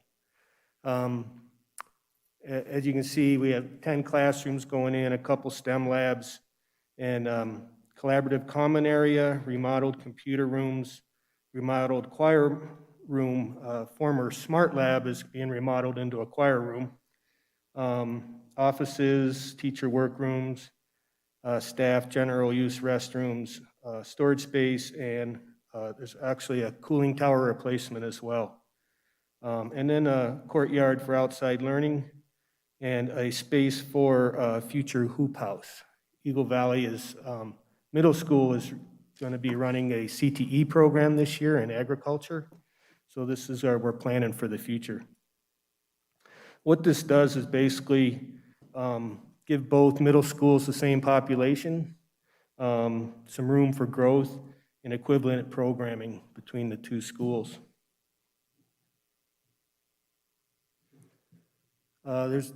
These are renderings from the architect. It may not be exactly what the buildings are looking like, but it's the concept, the rendering concept of it. This is the eastern view. And this is kind of the south, looking from at the southwest corner of the addition. Courtyard is right behind. We also have an overall site plan here so that you can see where the construction is. The construction is in those green areas. So it's off the back portion of the main building. And then up between Carson River Road and our upper parking lot, we've built a parent-student drop-off area. That area is operating now. There's also quite a bit of parking in there, more than we lost in the project. And we're hoping that that can ease some of that traffic on 5th Street.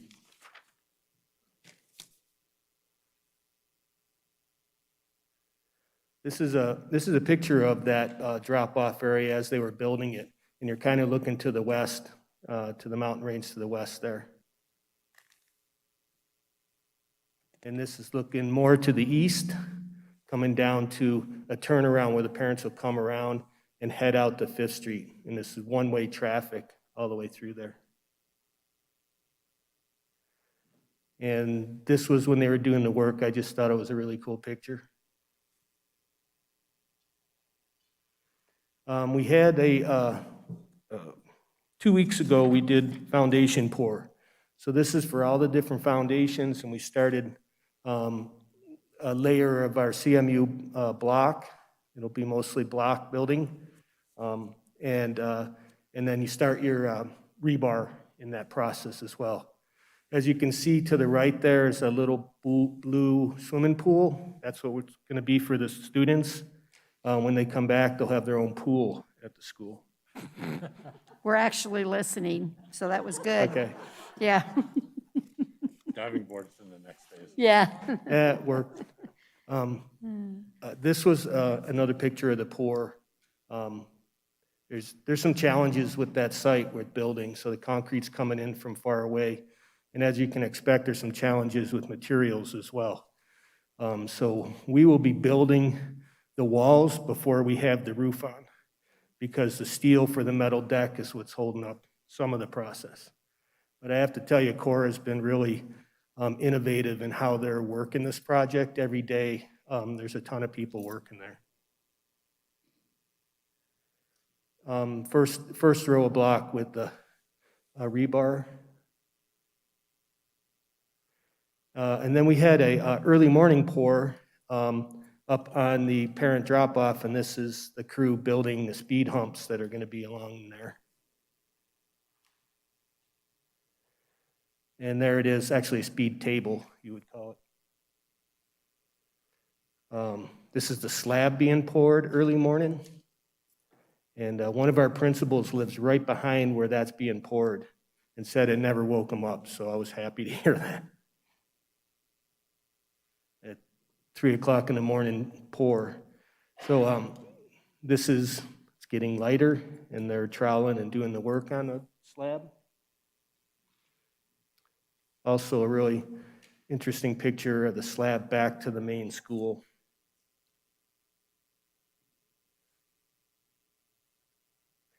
And then blocks started going up. This was about a week ago Friday, when they did quite a bit. You could see about 5 tiers of block. And today it's at least twice that. So they're really moving along quickly. Not forgetting anything.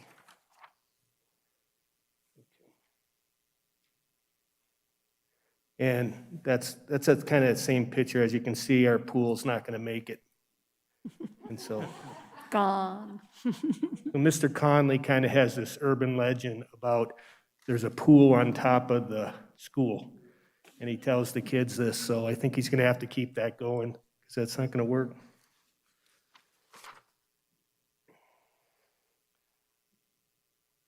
All right, so that was the exterior. I wanted to just show you a handful of photos of interior renderings. So a lot of the colors, the carpet and that are what's going to be in the schools, but the shape of the rooms and that may not be exactly this way. But this is a standard classroom. There'll be 5 downstairs and 5 upstairs, with the monitor on the wall, whiteboard paint for instruction around the classroom. And this is a photo looking down the hall. All 5 classrooms will be along that wall where the benches are there. And right to the left is the new STEM lab. This is the what we're calling a collaborative commons area, where they can use for a workspace for one-on-one instruction. That's the glass area is the STEM lab. And it also has a glass roll-up door, which connects straight across from it from another glass roll-up to the outside outdoor education area.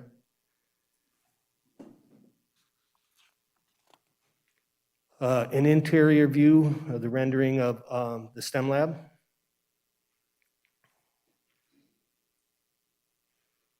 And then this is the other side of the collaborative workspace or collaborative hallway there, going out into the courtyard.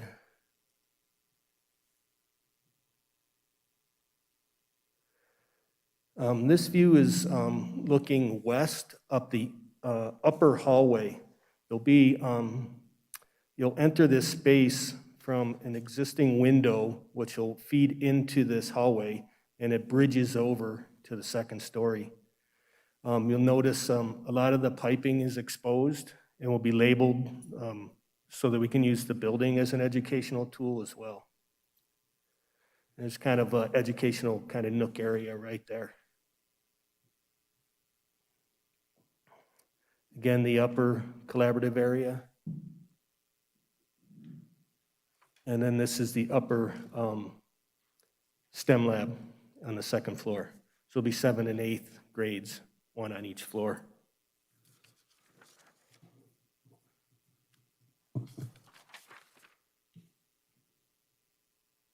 And then lastly, this is kind of a gathering area. That wall there will have a TV there, so all the announcements will be done there. And those will be done in the green room that'll be in one of the STEM labs so that the kids can have their own TV station, do the announcements, etc. And then you'll have the washroom next to it and the STEM room or STEM lab on the other side.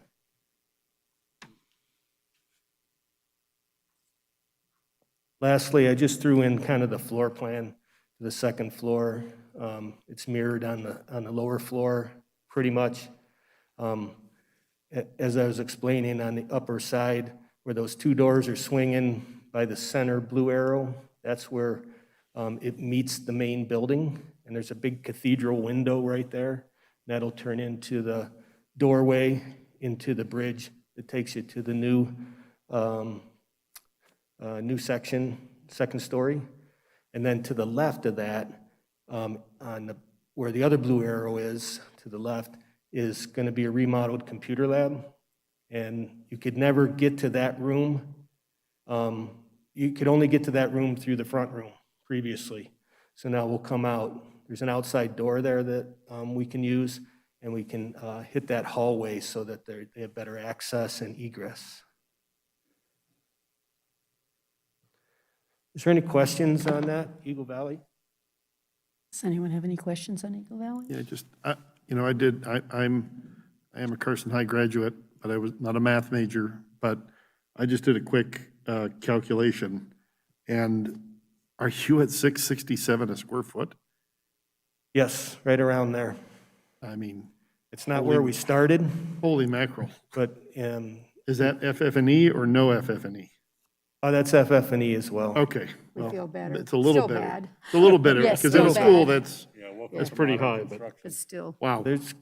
There is quite a bit of FF&E, but Yeah. still. Do you know what you are? Just, I mean, I'm just curious because of, without FF&E in terms of just building construction?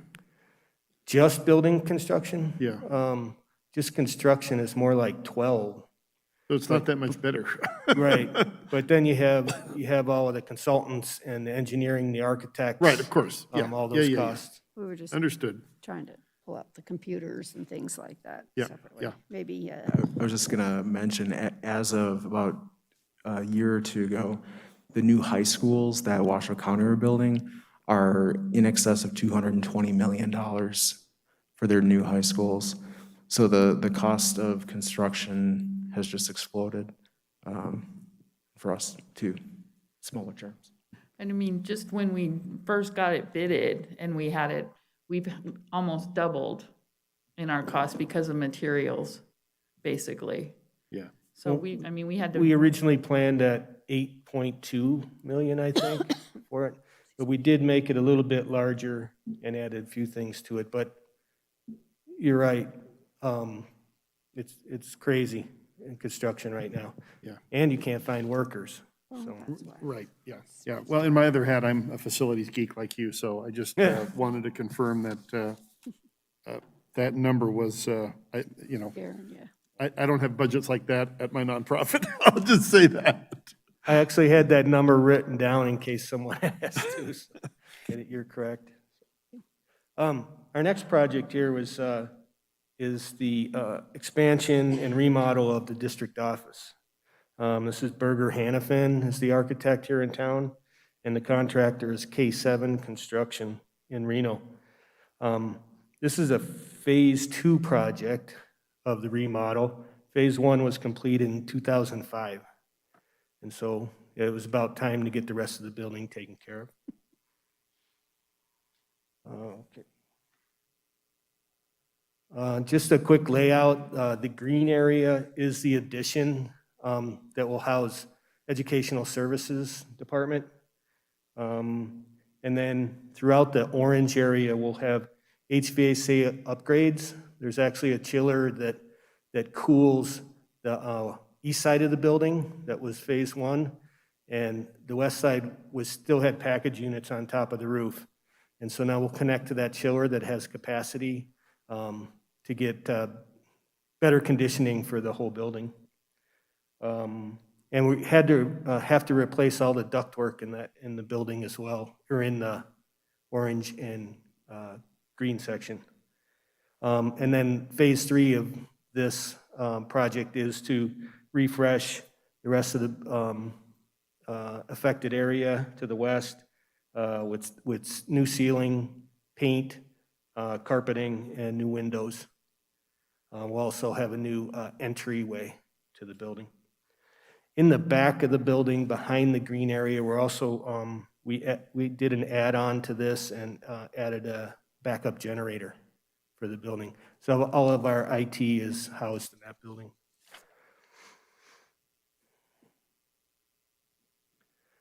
Just a quick rendering of the expansion portion. It's about 960, 970 square feet in there. And this is the current picture of it as of a few days ago, where we are with it.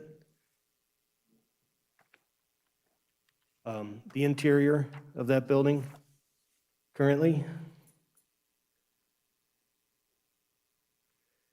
And then this is Mr. Stokes' office. I had to throw that in there. This is what it's looking like, starting, gonna get insulation and the walls furred out and no pool. And unfortunately, the paneling was taken out too. He almost cried, I think. He was saying we could just leave it just like that to save some money. He actually said he wanted it nice for the next person. Yeah. And then this is the main hallway going outside. This is what condition it's in right now. And many of those rooms within there will get new carpeting and paint, and some of the workstations will be rebuilt in our cabinet shop. And then this is currently the entryway. The slump stone little wall next to the steps will have a monument sign on there with our logo. And then there's an ADA ramp. And then the storefront will get redone, an aluminum storefront, new front door, and some minimal zero-scape landscaping. Questions on the district office? I got one more to show you. Have any questions? I don't see any questions. Please proceed. All right, so this is the high school turf replacement project, and I don't know if anybody's been out there. It's done, and it looks nice. Lloyd Sports Engineering was our consultant on this. They built most of the turf fields in Nevada. Great people to work with in Incline Village. And then SNC Construction was the general contractor. In the end zone areas, we did a little bit of grading adjustment and irrigation adjustment on the field. Artificial turf fields do have irrigation, and occasionally they go on, especially when the kids are practicing in 100-degree weather in the summer. And then this was one of the options that we were looking at. Our team included our athletic director and our consultants, and then Mark Johnson really spearheaded this project. So this kind of showed what the field would look like, and we had a couple different choices. This was number one, especially with our athletic director.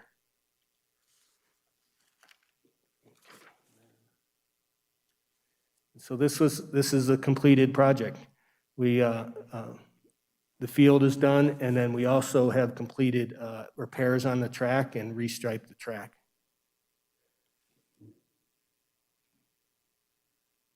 Just kind of more of the senator zoom in. and then an end zone shot looking to the north at the baseball and softball fields.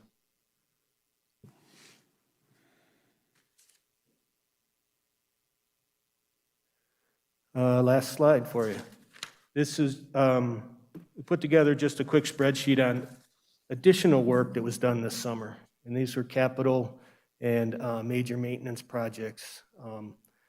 Flooring, roofing, painting, did some sealing, seal coat and asphalt work in our parking lots, concrete replacement, doors and hardware. We have to do a big chunk every year to replace a lot of the really old doors that aren't operating properly. Gym floors, we did not do them last year, so this year we put a little bit into those. And then we had a couple bathroom and kinder areas at Empire where we replaced carpet and refreshed their bathrooms, those kind of things. And removed some old chimneys that were failing and weren't needed at Pioneer. Any questions? Does any member have a question? Other side? I don't see anything. I want to thank you so very much for the presentation. It's, I think I'm still in shock on the price tag. We're going to be looking to potentially do a major capital project, and I'm getting afraid our CIP plan's not going to have enough money for it. So you're not giving me hope. I know, it's like, oh, not good. So no one else? Thank you so very much. We're going to move on to agenda item 6E, which is for discussion only, and a presentation on the condition and activities associated with the start of the 21-22 school year. Mr. Stokes, this is you. Thank you.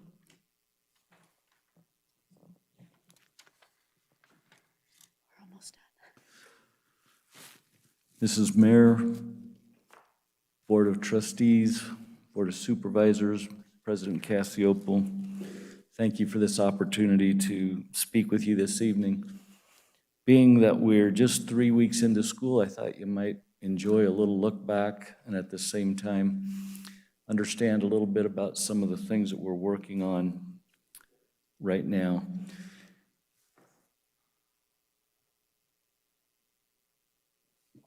Just to take you back to last year, we didn't know what to expect, like you guys didn't know what to expect with the pandemic.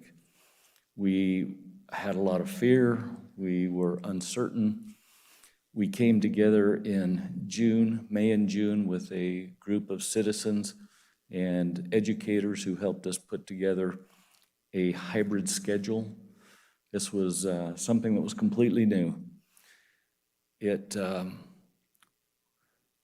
It provided some specific procedures to go forth, but it really reduced the amount of time that students had in front of teachers.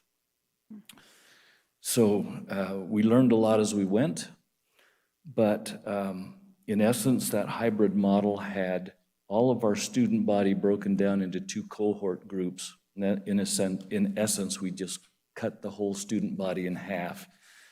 And then on 2 days a week, those kids went to school, and on the 2 other days of the week, the other half of the kids went to school, and then on Monday, we had no students in school at all, but that day was used by our teachers to get ready for presenting lessons using technology. So that was a new thing. So if you think about the 200 plus years really that education has evolved in the United States, we were bringing a whole unique system to bear. And every day was a change in how we did things, which made our whole previous 199 years or however long we've been doing this different. And so it was challenging. We struggled internally as teachers, as educators, because the programs that we were presenting to our kids were not, they didn't look like what we were used to. We didn't have the students in front of us all the time. It's really difficult to look at a computer screen and to try to understand what that student needs. we felt badly for many of our students. Some of the activities that you and I had as we were students were unavailable. About December time, the NIAA made an attempt to bring athletics and activities back to our students, but that came with a shortened season, and in some cases, like basketball and wrestling, those events could not be done because of close contact. And so there were certain things that couldn't occur. A lot of the programs that we have at Carson High School, like career and technical education, band, music, choir, those things could not be done because of the travel restrictions. And consequently, there was a year there where there was a lot of the work and the activities that were experienced through virtual means. And I got to hand it to the educators and the students. They thrived in this situation. They were able to take events that typically were done face-to-face, and they were actually able to do those by virtual means. I don't think they were anybody's favorite way to do it, but still, they met the need. By the time we got to spring, things were starting to change. We were getting a handle on COVID. We had vaccinations. We had a lot of the treatments that were being successful in hospitals. And so we started to see the rate of COVID numbers going down. When we got to junior prom time, and if you remember the junior prom just before, we actually didn't have one because school was canceled, and it was really tough. And a lot of kids who, as ninth graders, were looking forward to all of those events that were going to happen in their lives. They were just changed. And so with last year's junior prom, they opened the building up. Instead of just using the gymnasium as the focal point, they were able to use the entire school and use that social distancing concept to have the event. So we were getting better at having school and doing those kinds of things and just thinking different. There was a lot of really creative things that happened as a result. Then by the time we got to graduation, that was a great time. We had an in-person graduation. We filled up that beautiful stadium that we have here in our city. And we also started seeing some different reactions to the attendees. We had all of our students were wearing masks, all of our staff, but if you looked out into the audience, there was hardly anybody wearing masks. And of course, if you remember, that was also about the time that the governor gave back decision-making to the local governments. So this, I tell you about all or remind you, I guess, because you lived it with us, but remind you of these steps that happened as we got more comfortable with COVID and as we were able to make some changes. So for this year, we had great hope. We've been in school now for not quite 3 weeks, and already we have closed down classrooms, we've closed down a school for several days. We've had to react to certain conditions. So even though we felt like we were starting with a great plan, school happens. And we were anticipating being able to have all of our programming back in place. Kids were going to be on campus 5 days a week. And we started having to follow conditions and events that were associated with COVID, and in a very short amount of time. In that third week, we started having and seeing students that were getting ill because they were now back at school. On the first day of school, we actually encountered students that had COVID and also staff that had COVID, but we knew that they weren't getting infected at school. That had come from whatever was going on in their world at the time. So we knew about 10 days into the system, that's when we'd start seeing school-related cases. And it really has caused a challenge for our staff members. You've heard about the work that has been done with our health department and our health department within the school district. And it has been challenging because not only with COVID, but we've also, of course, had the smoky skies. And when you combine those two, you start having a lot of staff members and students that don't come. Runny noses, sore throats, and sometimes those conditions are actually associated with COVID symptoms. So we got all of these things going on, and when you don't have all your staff coming to work, and if you don't have enough substitutes to go around, pretty soon you have staff members trying to compensate and work during times when typically they might have that period of time for a prep period or doing something else that they're assigned to do at the school. And so our staff's really working hard after just 3 weeks at school. And it's taking a toll.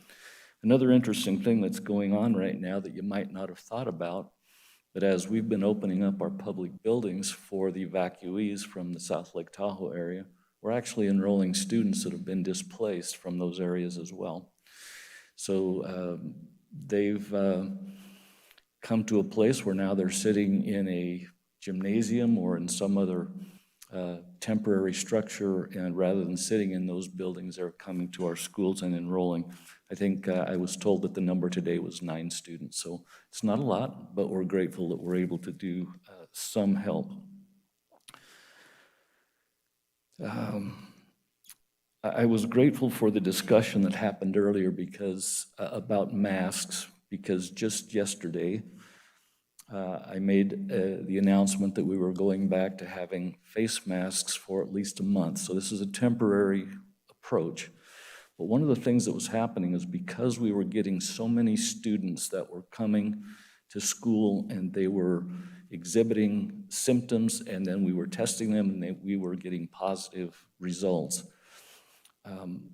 If you think about a kindergarten classroom, you've got 25 kids that sit on the floor, move to the board, move around the room, are up or down, in and out of the classroom, and teachers aides who are supporting that work.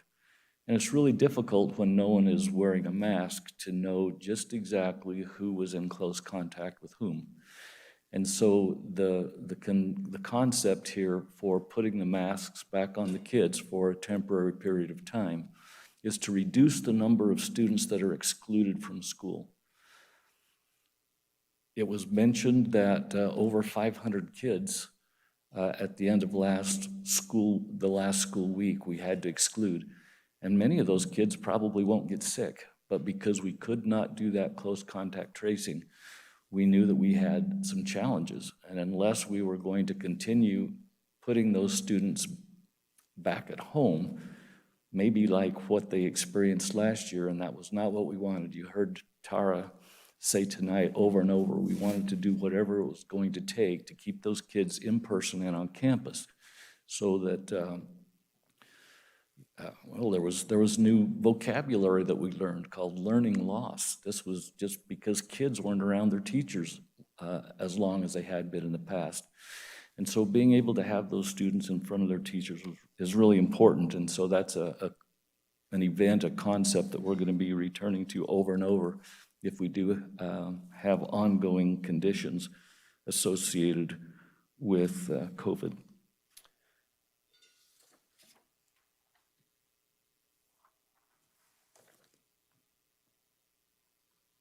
I'd like to give a shout out here to Mr. Cornick. Glad he's still here. Appreciate his presentation. He's also been very important in our operational concepts. When you've got an infectious disease like COVID and you've also got wildfire smoke, it certainly impacts the ability of us to operate as we are used to. Our system is an industrial-sized air handling system. We've got hospital quality air filters. We do whatever we can to manage the temperature and the working conditions of our staff and our students. That's been challenging with the smoke and with the air quality. So we've got systems down that has allowed us to shut off those outside air exchanges, but still allows us to cool the air. And that's important as we've got students and teachers that are staying indoors now for longer periods of time because of the air quality outside. We provide, as a school district, thanks to consideration from the Board of Supervisors and also from the federal government, we have a nice stock of personal protective equipment and sanitizing materials that help us to get through each day. If you think about all the cafeteria tables and teachers' desks and doorknobs and just hallway doors and windows that kids touch all the time, we want to do what we can. And so in addition to just wiping down and cleaning the building on a regular basis, we've also been blessed with some devices and material that allows us to fog large areas of the schools.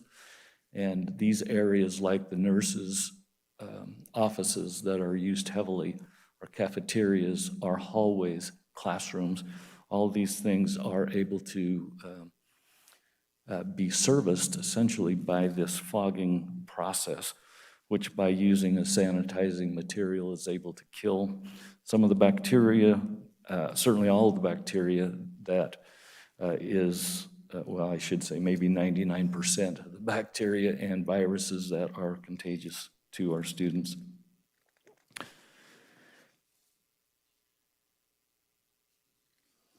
So lastly, just a little look into the future here.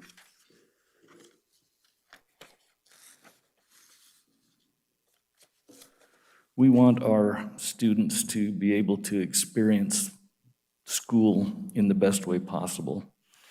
We want to keep our schools open, and so we are going to take steps that we feel are necessary based on the information that we're receiving on a weekly basis, trying to keep our people healthy and happy. It's important that our staff members are able to have the support and the security that they need as well. We want our students to be able to continue in the activities. Right now, the NIAA has provided standards and guidance for us to be able to have football and soccer and marching band and cheerleading and all of those things that are important in a high school experience. And most importantly, we want to keep our kids engaged in school. We want them to have the experience that is usual and customary so that they can look back on their school time with fondness. They can prepare for the future. They can do all those things that will help to move them ahead. So we expect that conditions will continue to change around us. We have become quite good at making decisions and adapting on our feet, and we'll continue to do that. We certainly appreciate the important relationship that we have with the city. I know our students are some of your youngest citizens, but certainly we are anxious for them to be blessed with education so that they can move from what they're doing right now and move ahead and accomplish anything that they really want to do by virtue of the efforts that have been made on their behalf here. I like nothing better than hearing from parents who tell me about their student that is working at a high level, either in the world of work or at a university or in the military. And it's really gratifying to know that we had a part in that.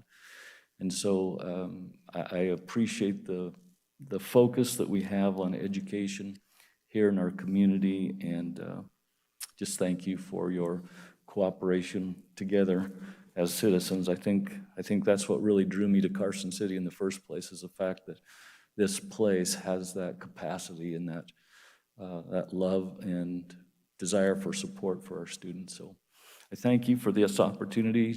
Do you have any questions for me? Anything you might have heard about our start of school or what we're planning for the future? Does any member have a comment, please? So, Mr. Stokes, I just want to say, the last year and a half, you've had to make some really tough decisions that haven't always been popular, and I feel like you've increasingly been taking a lot of abuse in our meetings. And so I just want to say that I respect the work you do. I trust your leadership of the district, and You know, ultimately, we're doing everything we can do to keep these kids safe and our staff safe and to keep these kids in school, which we know is vitally important. And so I just appreciate the way you can just let it roll off your back and keep your focus on the kids and keep us moving forward. So I respect that. So thank you. Thank you, Mr. Walker. Supervisor Schutte? I echo what Mr. Walker said. It is just a tough situation, and there really isn't a one-size-fits-all answer. I understand that, but there are ways to help mitigate the common enemy, if you will, which is the virus. It's you know, masks, and I spoke to this earlier today, masks are one way to mitigate it. But what you said today, I think, really has an impact with the contact tracing involves more students when universal masking is not in place. And again, if in the effort to keep more students in the classroom, how can we do that? This is one way. So thank you for what you're doing. Thank you. And I think I heard you might be retiring at the end of this school year. Have we run you out, or? There's lots of work to do yet, Mrs. Mayor, so. They're giving you a new office. Oh, sorry. I thought maybe there was an enticement there or something. It's not going to work? No, right? But thank you for your service to the school district and to the community. Thank you so very much. Okay, with that, we're on the final public comment section. Do I have anyone on the phone? There are no callers on the line at this time. Thank you so much. Is there anyone in the audience with final public comment? Seeing none, if there are no objections, anyone, then we will be in adjournment. Okay, we're adjourned. Thank you all for coming together. Thank you, everybody.